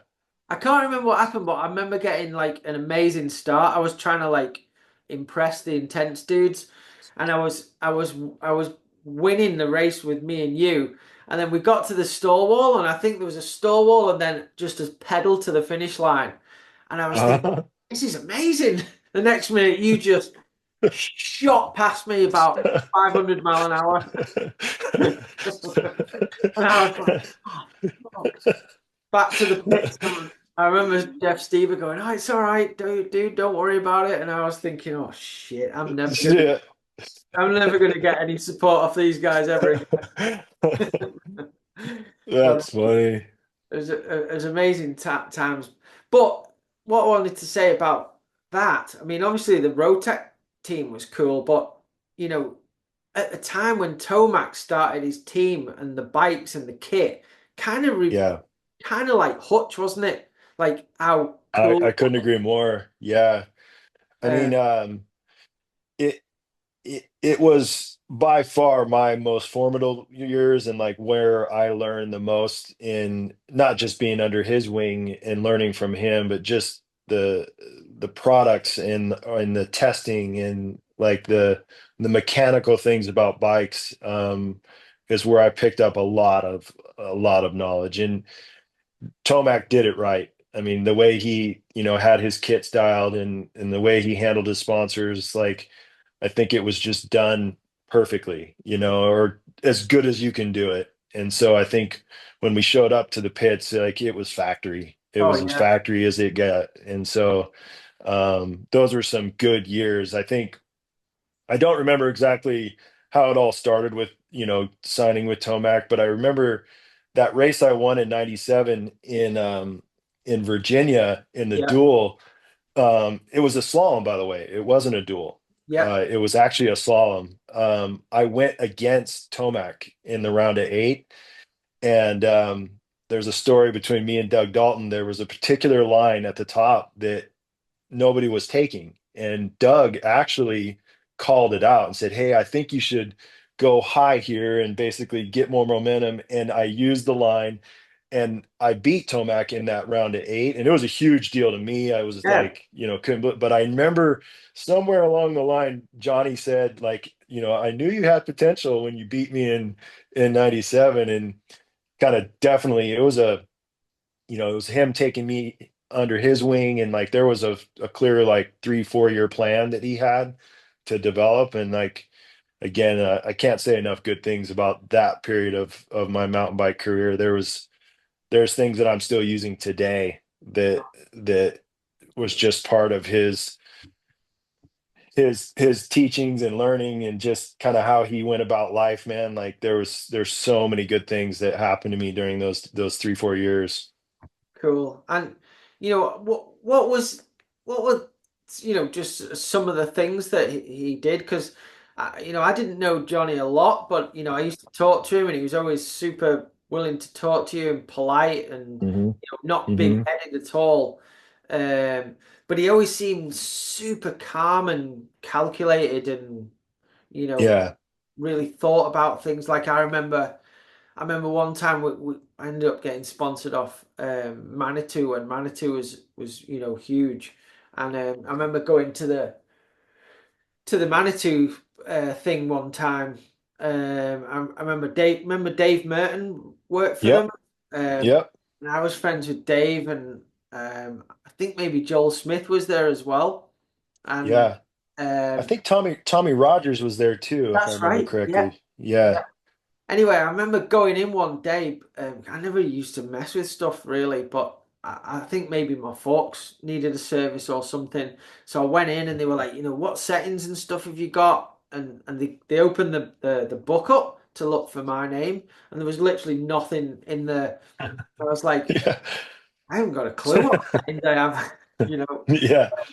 And then they were like, Yeah. well, let me just show you John Tomac's. And he had pages of flipping settings. Yeah. I was like, Yeah.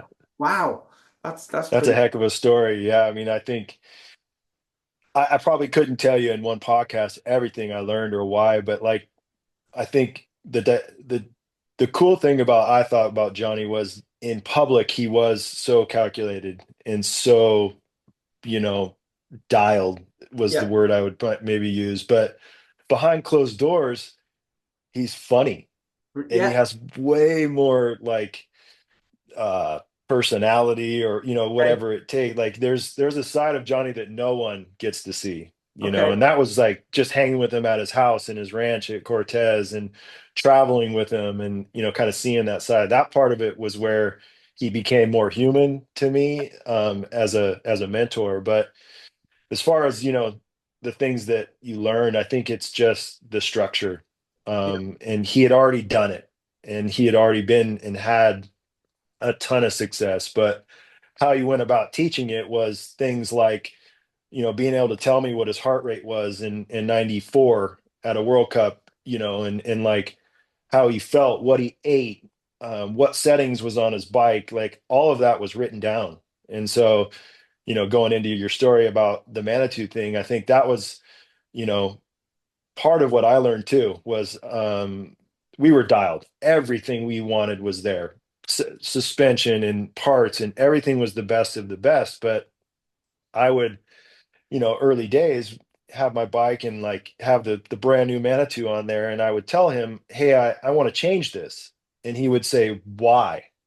And I would say, "Well, it feels like this and do this," and he would say, "Okay, well, you need to go tell Manitou that." yeah, And instead of just allowing me to put a new, gold knob on my okay, shock, he would make me explain why I wanted that. And I learned a lot about suspension and kind of like, I guess, to make a change, you need to be able to feel it, kind of a yeah, thing. And so there were some of those fundamentals that he laid the groundwork for. That's what I mean. Like later on, I was using a lot of those skills that I learned, from him as I went through my career on how to get my bike set up. yeah, And I mean, we're not even talking about how he handled business and how he handled the professional side of the sport and how he talked to sponsors and how he presented himself. There was just top to bottom, he was dialed. And yeah. so to have someone like mentoring you like that and be able to like soak up that kind of knowledge is just, it was a huge advantage for myself. I bet. And Rich, how many years did you ride for the Tomac team? I think it would have gone till it was 99 till 2001 or 2002, somewhere around Okay, there. It was like and again, I was like, I held out to the very end. That was his wife Kathy was sort of like the team manager of the program, and the one signing the checks, and the kind of stuff that she pulled off just to keep the team running and like to keep everyone happy was, even when she probably shouldn't have, was so pro and like so dialed, and so like just so much respect. And I'm still today good family friends with them. I got a chance to watch Eli rip his track on a 65 back in the day, like, and to see his progression and kind of it's obviously was written on the wall. Like it was almost like I knew that he was going to be who he was going to be. yeah, But so I think it went through at least 2001. okay, yeah, yeah.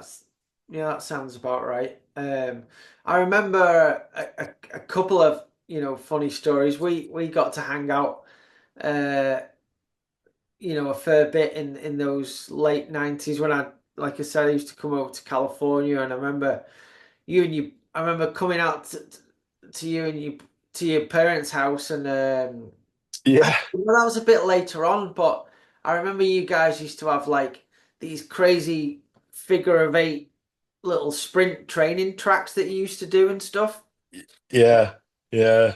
And Yeah. I mean, we had the weather and the places to do it back in the day for sure. and Then and I at that point I'd already, I'd been through the Tomac years, and then also I had guys like Eric who I lived with. And so, his programs were super dialed as well. So a lot of it was just kind of like following and doing what they do. And then luckily I had those type of guys around me, right? I mean, it Yeah. wasn't like they were leading me down the wrong path, that's for sure. No, no. I remember, I don't remember, everything, but I remember a few situations at the World Cups because you were one of the US guys that come over and raced in the European World Cups as well. Um, I mean, it's weird because I guess it's a little bit different now because you get a lot of people from all over the world doing all the rounds, but it seemed back then, like sometimes I wouldn't do, well, I never did a series of all the World Cups, but I'd do the Hmm. European ones, obviously, because I lived over here, and then I'd get to, Hmm. maybe do Mont Saint Anne and like the Big Bear race I did. And you guys didn't always come and do all the European World Cups, did you? Unless you were like, No, yeah, you, no, that's the truth. Yeah, I think a lot of times it was budget related, like if we could put together a trip that was a block of races and, yeah, if it obviously if they were North American, we were going to do those, but a lot of it had to do with budget on that level anyways. I'm not sure if I ever did in my career do every single World Cup. yeah, I At didn't. the time I don't think I did. I know, I mean, I certainly went overseas and did, Japan and Caprun and things like, and St. Anne of course, but yeah, I believe it was budget related Yeah, on that side of things. yeah. Well, I remember a couple of things. I never got to go to the Japan race. So that's one race I wished I'd have kind of just found the money and gone and done it because it looked awesome. Yeah, Um, yeah, that was a really cool race. yeah. I got to go twice, both of them with Tomac, and I did well there. In fact, probably one of my best results. I got a 10th there in Or I think it was 2001. 2000. Yeah, yeah. That's the one. Is that the one where Michael Ronning got third and Sean McCarroll got second, I think. And did Nico win? Yeah, yeah. Yeah, I yeah, I was good friends with Michael then, and he was buzzing because he got third, but he was also devastated because Sean McCarroll beat him. yeah. But those funny rivalries where there was always somebody that you didn't really want to beat you. Did you have guys Yeah. like that as well? Yeah, I probably did. I think of it more in the slalom and four cross stuff though. Like, Okay, I mean, for basically my entire pro career, I had to race EC, Lopes, Boots, King, Cully. Like those were the guys that you had to beat. So it was like, super clearly hard. never cracked the egg. I mean, I can say that I beat them all once, Yeah, kind of a thing, but by no means was that consistent. And so like it was really those guys that kind of had that like just dominance yeah. over the crew. I mean, to make a round of eight in slalom, it was like really good, And by that Oh time, yeah, yeah, you better strap it on if you wanted to make it any further. yeah. I got smoked every time because if you qualified sort of middle of the pack like I Right. normally did, then second round you were against either Yeah. Low Boots, Cully, flipping EC, weren't you? It was like, Yeah. uh, but I remember two things. I remember one. I thought it was funny at the time, but it wasn't for you. I remember you coming over for a race in Lausanne in Switzerland. Do you remember that race? Yeah. Yep. You said you mentioned earlier that you had, and I mentioned this to Lopes, you had all the the really good equipment, but I believe you were so late. The first Lausanne would have been 2000, and correct me if I'm wrong, but Yes, you guys have IRC tires? we did. And it was muddy. Yeah, and I remember like coming down in qualifying, and I was like going along, and we had what 30-second intervals, and I'm thinking, why can I see someone? And I remember, and you just slipped off the track, fell down this bank, Oh my like God. walking up the That bank. probably was like one of those races that I wanted to quit. Yeah, I thought there was no way. And there was other people riding RC tires and they were making them work, but they weren't working for me at all. because I remember, I, like stupidly, this is the different mentality I have that with the Tomac. I remember coming down and I'm like, it's my qualifying run at a World Cup, and I start talking to you, going, "Are you all right down there, Rich?" I probably want to tell you no, by the way, and I just just remember take my bike. your voice was so pissed off. I'll never Oh, forget. It was that was a frustrating race. I mean, I've probably had more than my fair share of humbling moments out at World Cups for sure. But I do remember that race, and I remember like kind of asking Johnny at the time, like, can we run any other tires? And it was just like, no, like these guys pay us this much money, and if you run something else, like it would jeopardize it. And yeah, I felt I felt like uh I don't know if another tire would have done much of a difference, Paige, at the time, it would, but it definitely would. it did Uh, look like to me though some guys that were just turning on areas that I literally was like, there's no way I can't turn right there. So and, and yeah, what once you get that in your brain, then you start stiffening up, don't you? And you're not yeah, riding you do. loose, and it's all over. Um, Yeah. 'Cause I remember, I don't know if it was that year or the year after. No, it was that year. So in the qualifying, I actually put, because I wasn't like fully sponsored like you, I kind of just got whatever tires. And I put a Comp 16 Michelin on backwards for some reason, thinking it would be better. Really. And Yeah. that's what I had on in qualifying, but it was so muddy, wasn't it? And then actually, Lopes gave me a set of Hutchinson spikes for the final, and Didn't Cedric win that race? I I I can't. Did Cedric win that one, or was it Mikel Pascal? Hmm. I'd have to look. I'll for you mentioned his name, and I just remember thinking like that was one of the races that Yeah. he had to have finished high then. Oh yeah, Because yeah, definitely up there. But I remember, because I didn't even get a practice run on these tires, so I yeah. started off the same as I did in my qualifying, like a little bit cautious, and then maybe a quarter of the way down the track, I'm thinking, holy shit, I'm not even sliding, and then I just picked the pace up and ended up, one of my best ever results. I think I ended up 11th or something, and so, but Nice. I always thought about your flipping IR tires. Yeah, you asked that question to Brian, and he was like, "I loved them. They were great." And I was just like, "Man, I don't know. It didn't work for me. There's no way he can't have used them at Lausanne in the mud. I know he's a I flipping don't know. phenomenal bike rider, but there's Yeah, no way. Um, no. but then obviously, I remember, coming then over to the States and like, where I was more comfortable on a track like that, I struggle at places like Big Bear because it was so loose Hmm. dust and I Yeah, didn't stand out to ride it. And you guys were phenomenal. And then, you yeah. mentioned you got 10th in Japan, but you also got 6th at Mont Saint Anne, didn't you? I remember that. I qualified sixth in St. Qualified Anne. 6th. Did you Yes, qualify and 2 years on the trot? 6th. um, I just know I qualified sixth in St. Anne in 2001.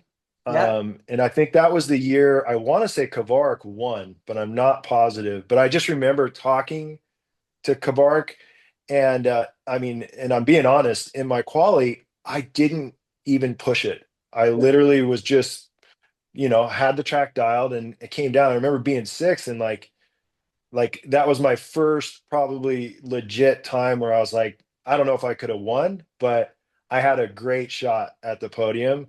And only about probably a minute into the course on the final, I tore my rear derailleur off.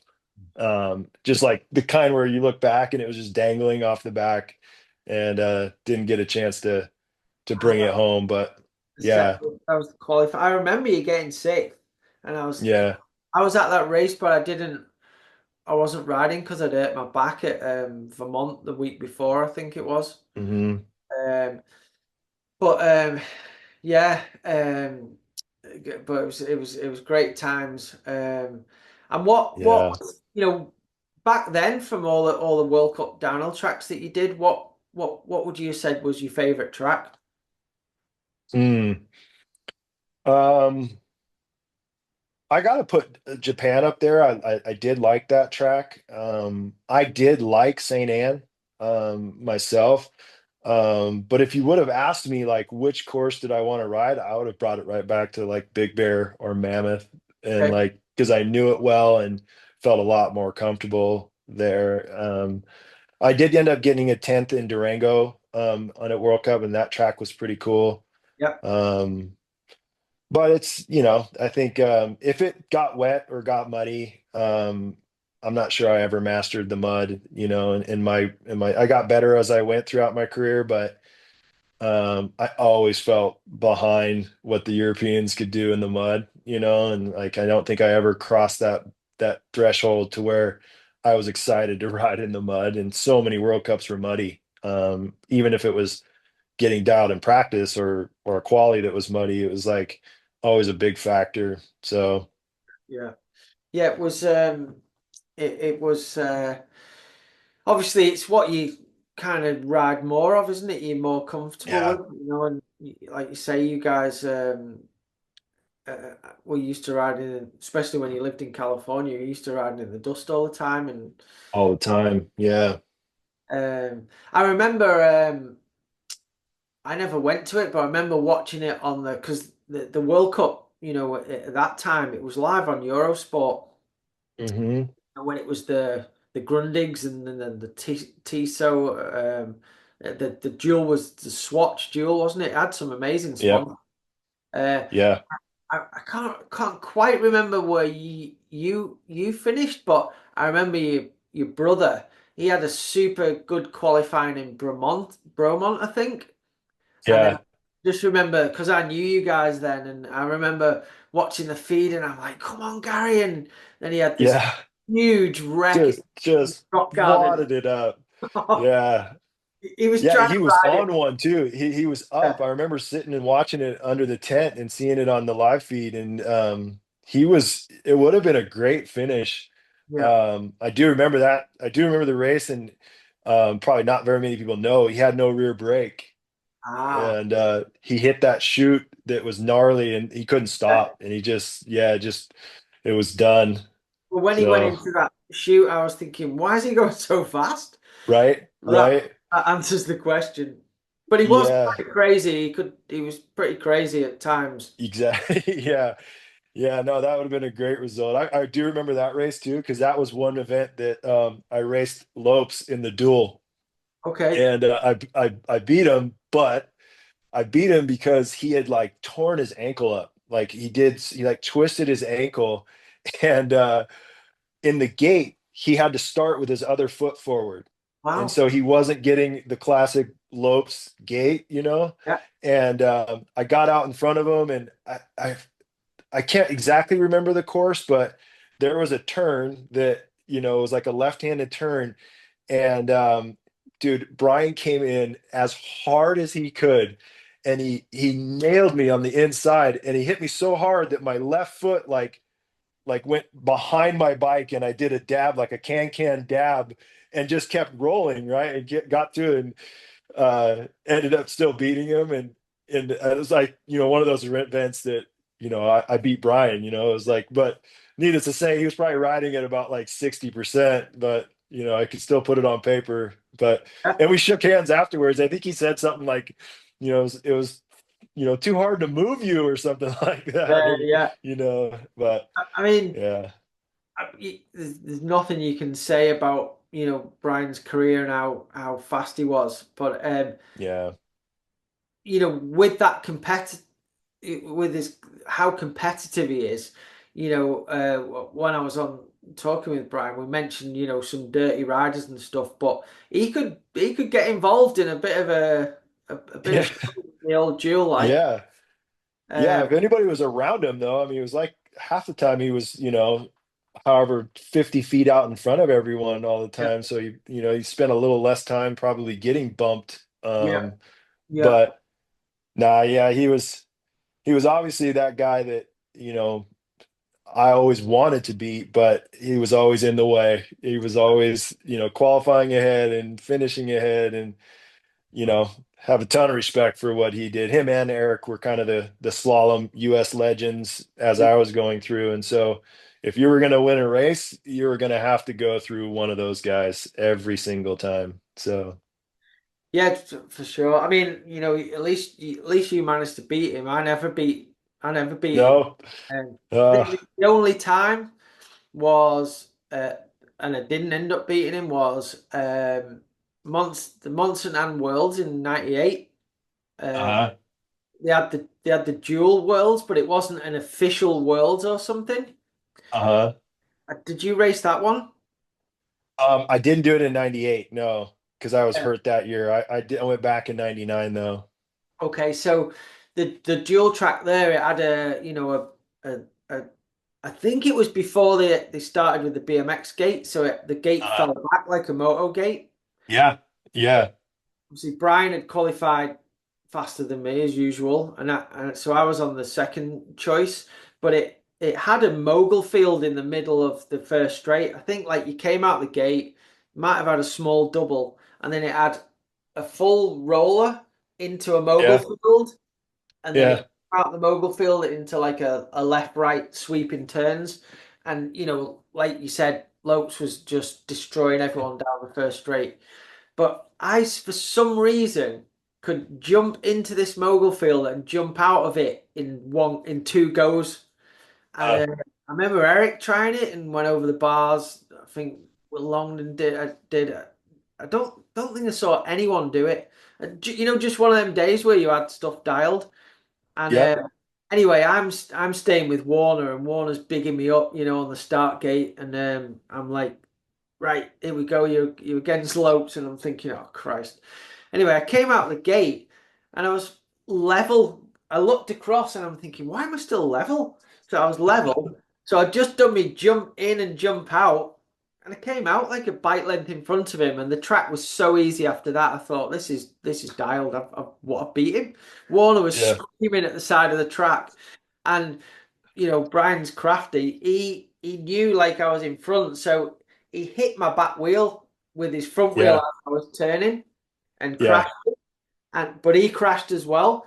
And I got up to and looked at him and thought, well, you're on the floor. I'm still stood up. And got going, and my fucking chain had fell off. no, no. That was your moment. That was my moment. Gone. Yeah. And Ah, he pedaled past me halfway down the track. I was trying to pump. yeah. And then that was Oh man. never beat him ever again. But anyway, Yeah. Yeah. uh, Duel was rough. Um, and I, that I was that was an era that, yeah, there was a lot of bumping going on in Duel. I remember I had three crashes in one heat once with Sean McCarroll. Yeah. Oh, Um, he was the dive bomb king. yeah, uh, Yeah. and I for whatever reason I refused to go to clip in, and once everyone clipped in, I couldn't get anywhere near anyone down the first straight. Yeah. I didn't have Kavarek's power. Yeah. No one does. No one does. No. Uh, No. so then, Rich, what was what caused you to stop racing the World Cups and the mountain biking, and then how did you transition after that? Um, you know, I think not I don't know exactly as far as the downhill stuff, but I know that at a certain point, and I probably would say more towards like the years that I was riding for Yeti in like the '06, '07, '08 years is where um I knew that I was going to be more successful in four cross and in slalom racing.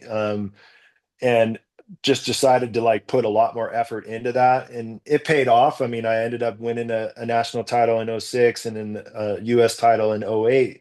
And Yep. so it was kind of more of just like a decision to to focus on one discipline. And you know, I the downhill thing was just the sport was moving so fast and the level was so high that, you know, I don't want to say I threw in the towel. I knew that I could be a top 20, top 15 guy, but you know, I also wanted to win, and I knew I could win four cross and slalom events if I focused on them. And so that was probably the main decision. Okay, yeah. And how, again, another iconic team and brand to ride for, Yeti. How was it riding for them? Yeah, that was great. Coolest thing was is that I was able to, you know, take a back seat to the down. I still rode downhill and would do a periodic race, but I was able to do slalom and four cross events, but I was also the US team manager. So I Hmm. started getting my feet wet on sort of like the team management skills. And you know, I had some good knowledge on how to do it, but I'd never done it myself. So I was sort of splitting time between being a team manager and racing, and probably where I had my most success as a pro was on those Yeti years. I mean, the product, the parts, everything we were riding was top notch. They made custom double XL slalom and four cross bikes for me, and everything just was dialed. And so, um, you know, I think that was a part of my career that, you know, I'll always hold real special. And they're, like you said, there's plenty before me and plenty after me that rode for the brand. But, you know, I have my small little piece of history with them and won a title under their brand. So tons So of respect for them for sure. that's so cool.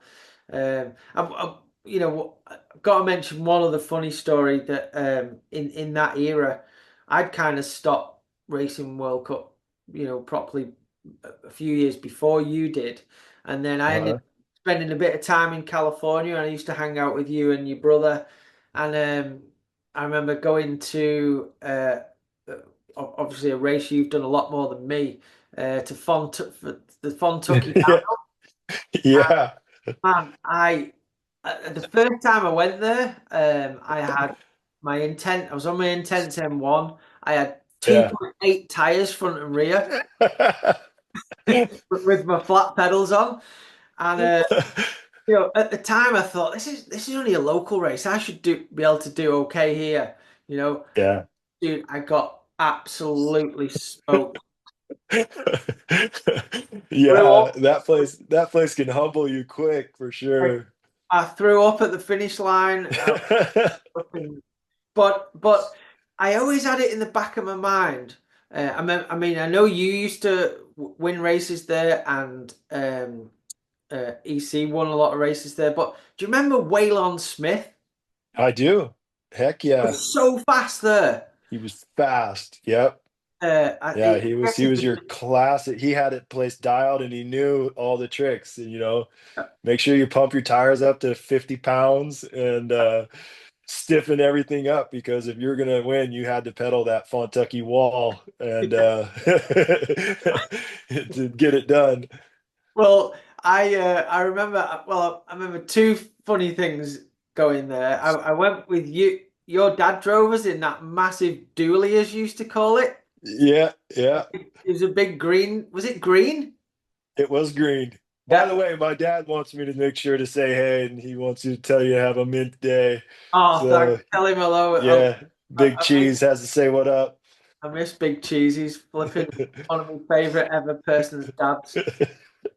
Um, but I mean, you guys were so nice to me when I used to come to your house, your mum and dad and stuff. And but I remember it's so funny, like going to Fontana in that big green dually. I mean, it's basically to UK people, it was basically a lorry. Um, and your dad used to like, oh, he'd just be cruising along the freeway, and then he'd overtake someone, and you'd just hear this, whoa, and you and your brother used to just shout $5. And it probably was, you know, like, yeah, not the most practical vehicle, but you Yeah, know, people got out of your way. it was cool as man.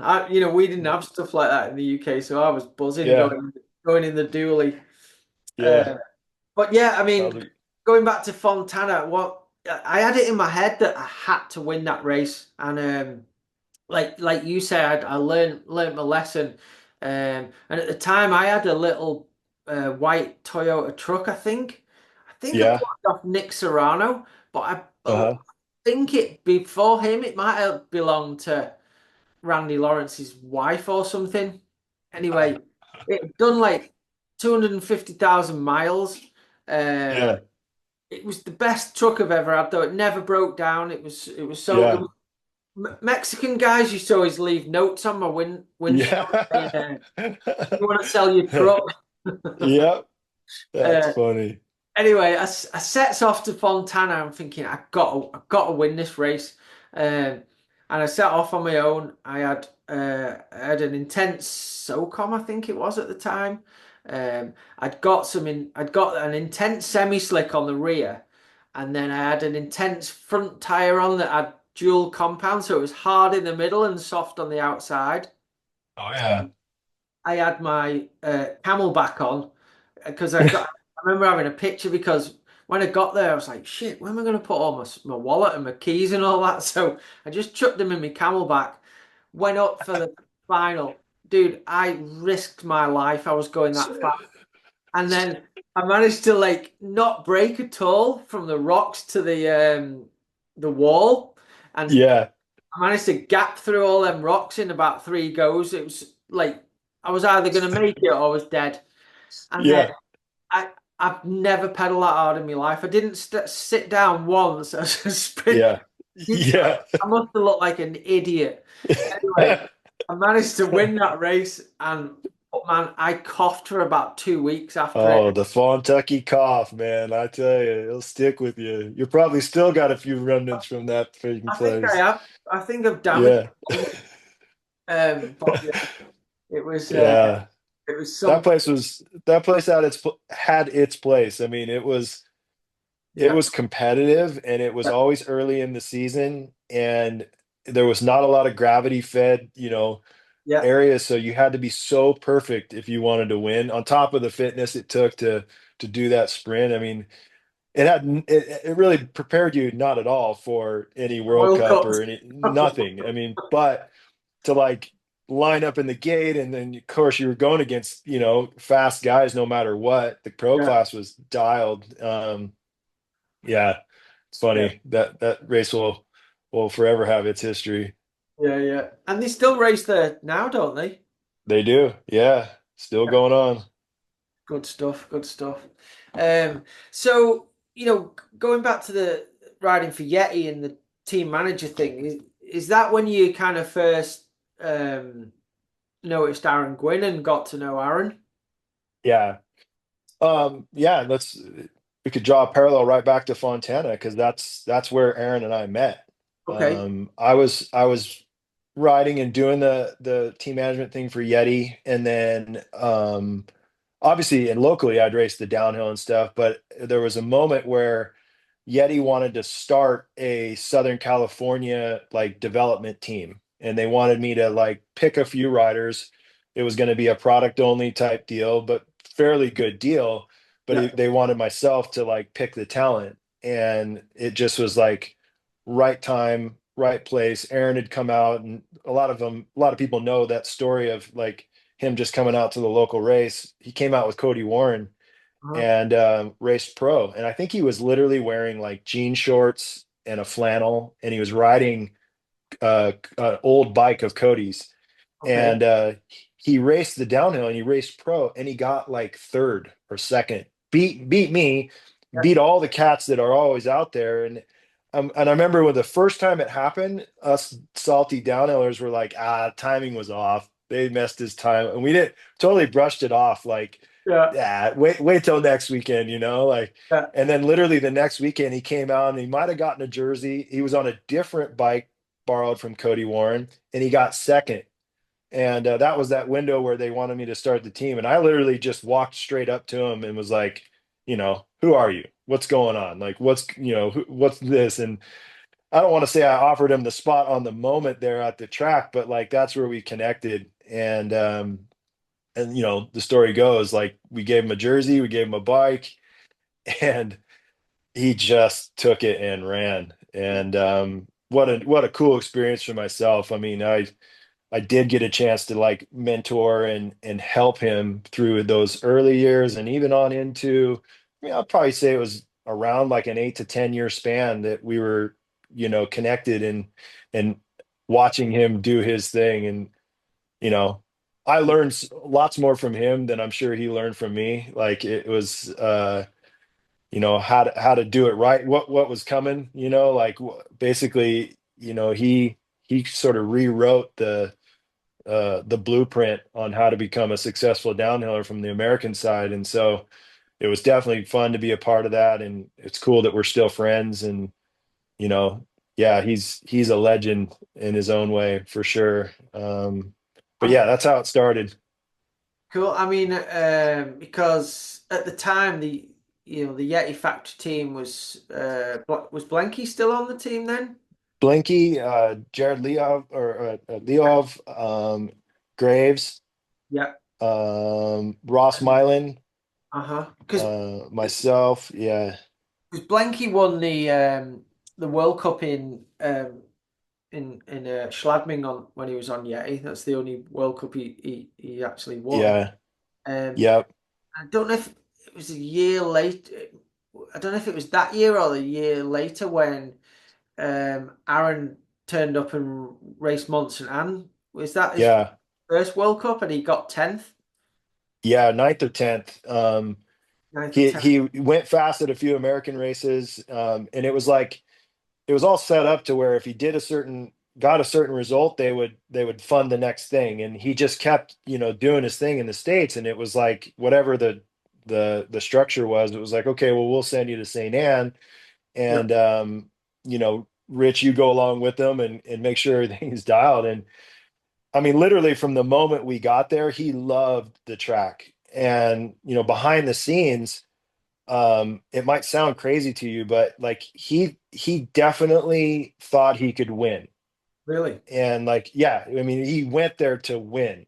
Did he? And Did which to me, I mean, I was kind of like, to his face, I was like, yeah, you can do this. And then yeah, he'd, right away, and I'd be like, dude, you're out of your mind. Like this is a World Cup kind of a yeah, thing. And um, but everything was clicking and everything was going good. And like, all the way into the final, I'll never forget watching him come through the finish line. I mean, I was screaming my, what off, hoarse in the voice, just going nuts. And I remember like, because I could see the time, you could watch the time, and I knew it was going to be a good time.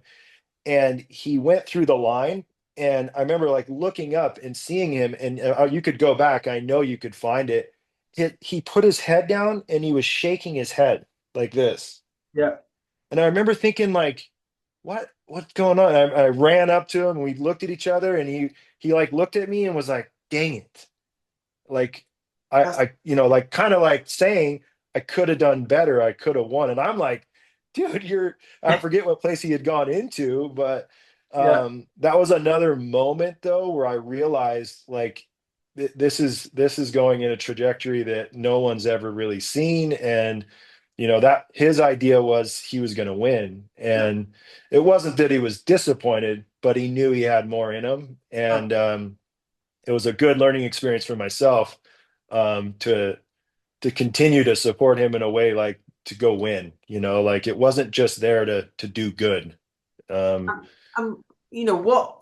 Where did that mentality come from? Do you think, Rich? Like, you know, obviously he was doing well in the States and winning, but did he even like follow World Cup downhill? Did he know about all no, the riders? well, he knew who Sam Hill was, Yeah, because Sam was winning at the moment, and Sam was the already an icon. And I tell a story a lot, but there's one thing that stuck in my head. I remember being at Fontana at a local race under the tent, and himself, Aaron, and Kevin Aiello was the other junior kid, or the kid that was with Yeti, and we were just chopping it up, talking. And I remember looking at Aaron, and I said, "Why do you think Sam Hill's winning all these World Cups?"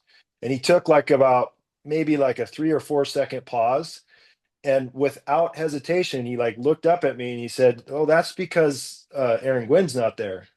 hmm, And I remember like looking at him and like just getting ready to be like, shut up, but I yeah, kind of like let him slide, and I kind of was like, wow, cocky kid, but but again, I can't tell you. I'm not in Aaron's head, and I don't know why, but I can tell you what he always told me was he knew he could do it, Huh. and he knew that by looking at the sport, by his own confidence and his skill, he thought he could win races from day one.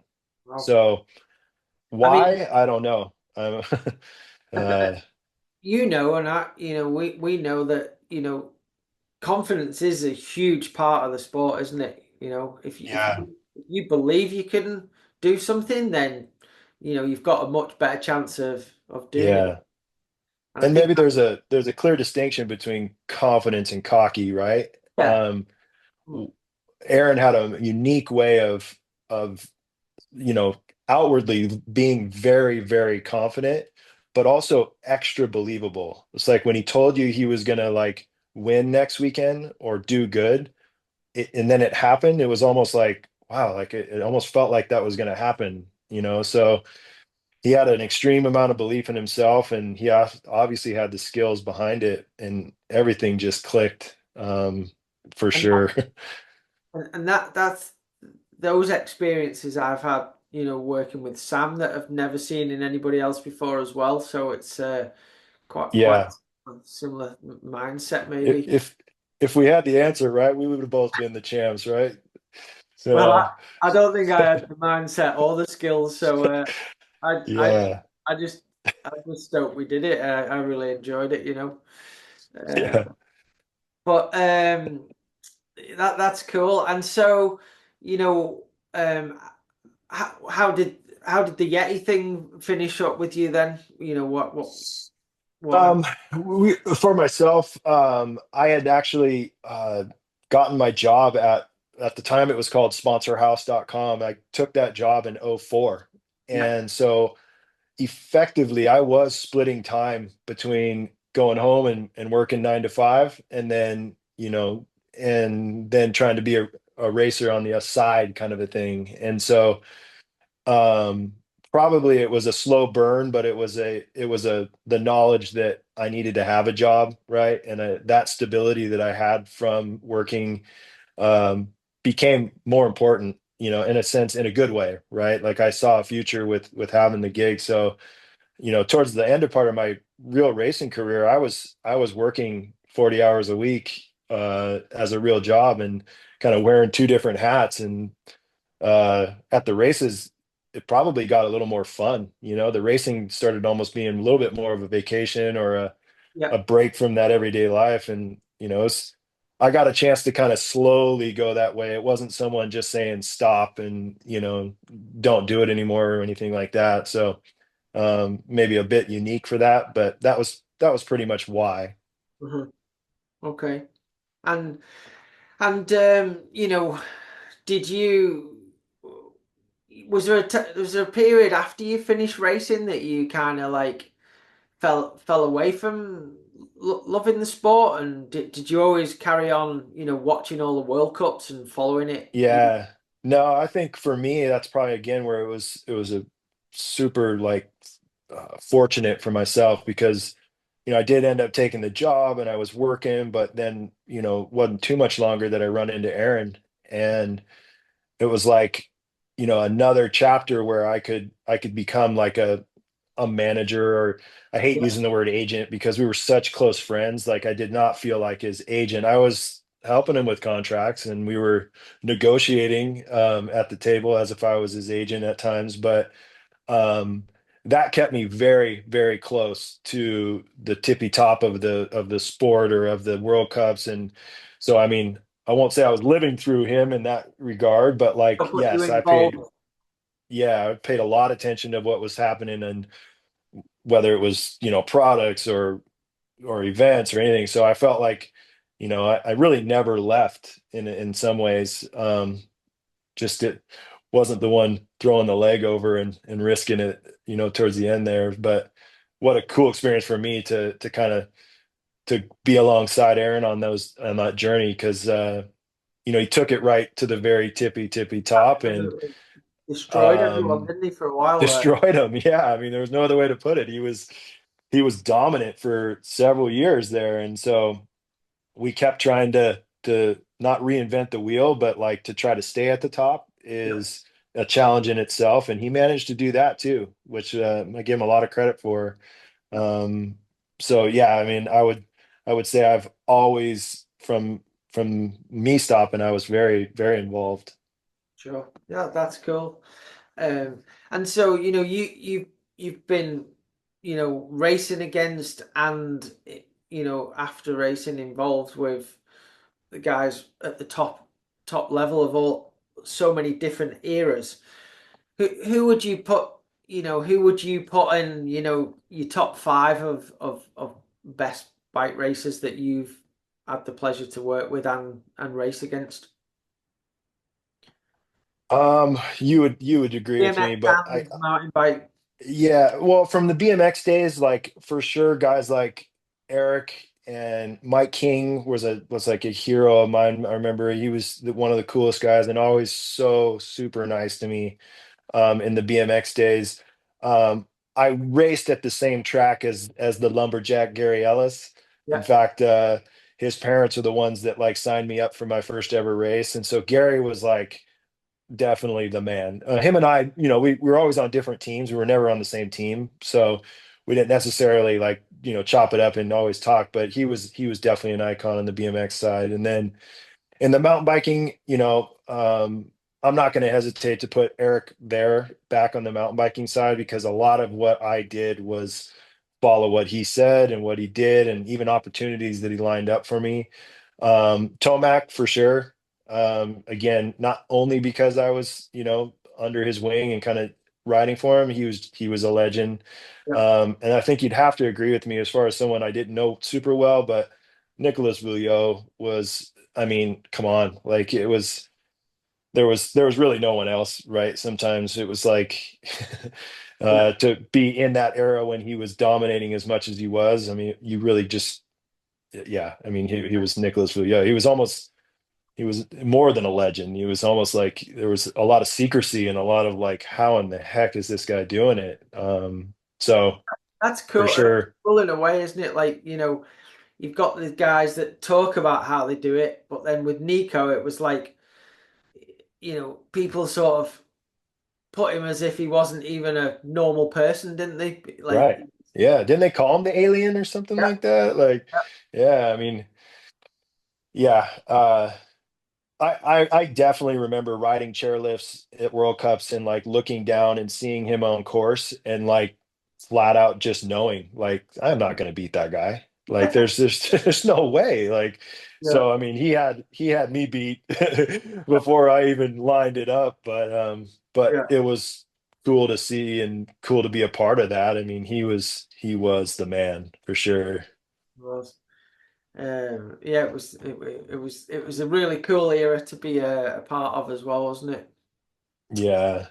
And so, Rich, like, who do you think, obviously, uh, times have changed now, and it seems like, especially last year and the last couple of years at the World Cup level, um, there's been lots of different winners. There's not been one Yeah. dominant person. Like, Nico was dominant, then Yeah. Sam was dominant for a period of time, and then Aaron was super dominant. But Yeah. lately, obviously Bruni's won a lot of world championships, but there's been quite a few different people, and then Yeah. you've got these super fast junior kids coming through, like Jackson Goldstone and Yeah. now Asa Vermette.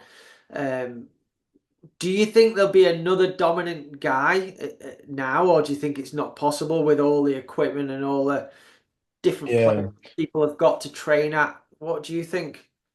Well, I think, if history is going to repeat itself, yeah, there's going to be someone. I mean, I can draw some parallels. Like, look at right now what Jet Lawrence is doing in the moto side. Like, I can remember when, James or even RC were coming through. It was like part of me was thinking, there's never going to be another James Stewart, and pretty much overnight, it feels like they're putting Jet in that same category. I think, I got to give Loic Bruni a lot of credit.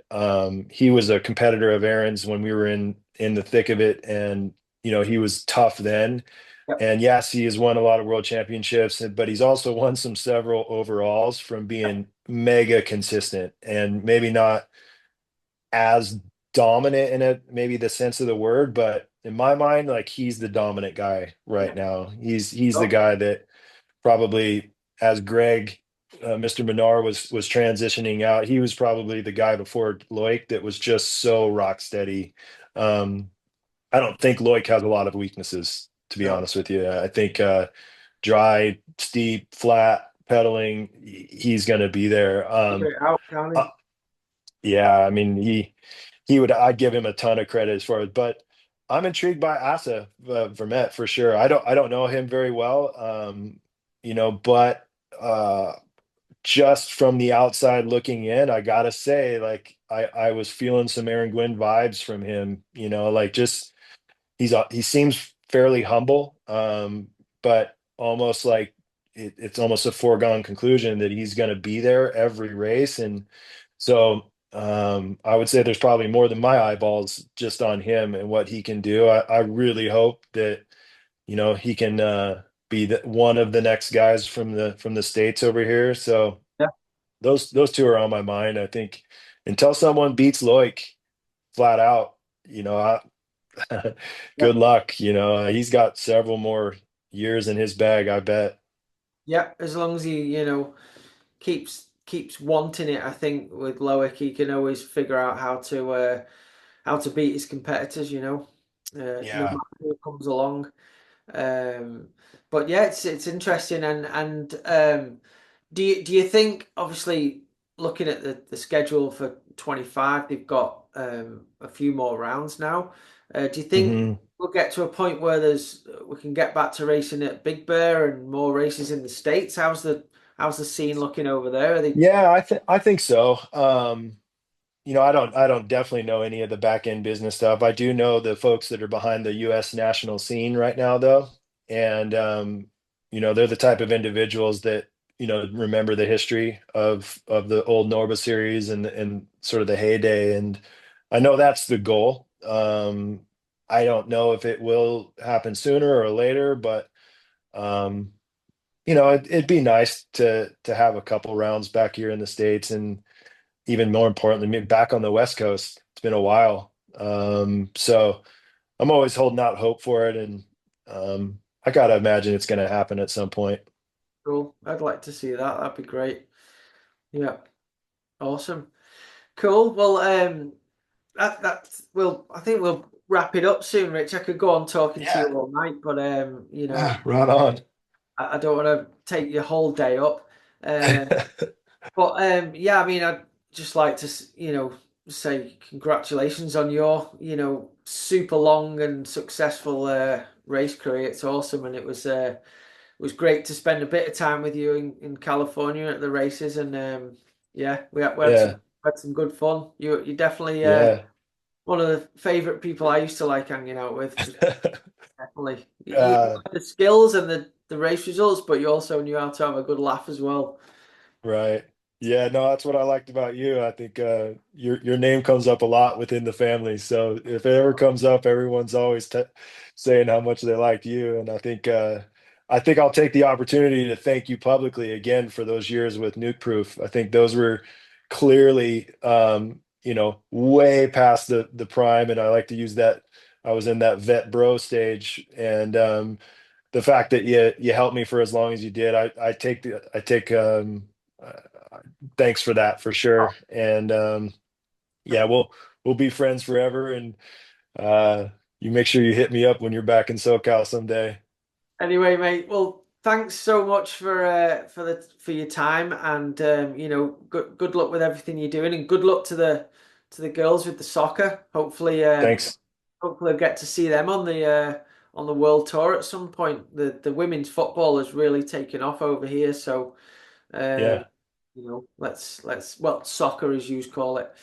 Uh, Anyway, Rich, well, thanks so much again. Yeah, please say hello to your mum and dad for me, because I've got Will fond do. guys, and yeah, stay safe out of I hope everything settles down soon over there. Right on. Sounds good. Thanks, Paigey. No worries. Cheers, Rocket. Speak to you Later, soon. buddy. Bye, All right. mate. See ya. Well, everyone, I hope you enjoyed that podcast as much as I did. I think you can probably tell I enjoyed, catching up with Rich there and speaking to him. He's had a phenomenal biking career and still shredding to this day. So, yeah, hope you enjoyed it. And please don't forget to like and subscribe. That really helps us. Comment, buy Myra a coffee if you're feeling generous because she puts all the graft in behind the scenes. And yeah, hopefully see you next week. Cheers.